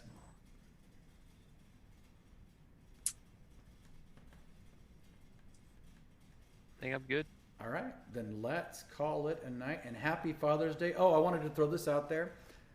This has been amazing to watch your dice rolls and watch how they celebrate Father's Day, or apparently No, have, I don't. or apparently have fatherly issues of some sort. It was funny in our home game last night. It ended up becoming Dad Joke Eve, which I think is now going to be the new night before Father's Day. Because, oh my gosh, the entire campaign was one dad joke after another. Like the whole thing. And then, but I've never seen this many extreme rolls back and forth in one session. Usually it's everybody's getting 1s and we all failed, or everybody's getting critical successes and wow, I need to add 18 more enemies to this. You guys were one extreme or the other. There was no, I barely made it. And I'm glad you guys are having fun. Again, if you have any questions, let me know. Those of you that are listening, today is the last day for you to get in as a playtester for Rupture RPG. Please go to rupturerpg.com if you have not signed up to playtest and would like to, and get your info in there today. Tomorrow morning, we will be closing playtesting so we can focus on the playtest groups we have, on getting the engagement up, on really honing in and fixing everything that needs to be fixed, so that we can launch on Kickstarter in September. So, and thank you guys for being a part of this. This has been amazing fun for me. Yeah, thanks for showing the game. Thank you. Yep. Me too. That's good to hear. Yep. All right. Take care, guys. Have a Take beautiful care. day. You Take too. care, everyone. See you. Bye. Let's see. Hold on really quick. I want to see if there's somebody we can raid that might be online right now. So we can throw a little bit of love out that way. I'm gonna pick the Whoosh just because I like the name. I have no clue who this person is. So, everybody have a beautiful day. I hope you're celebrating in some amazing way, whatever you're celebrating today. And we'll see you next time. Thanks. Bye. Bye. Bye. See you.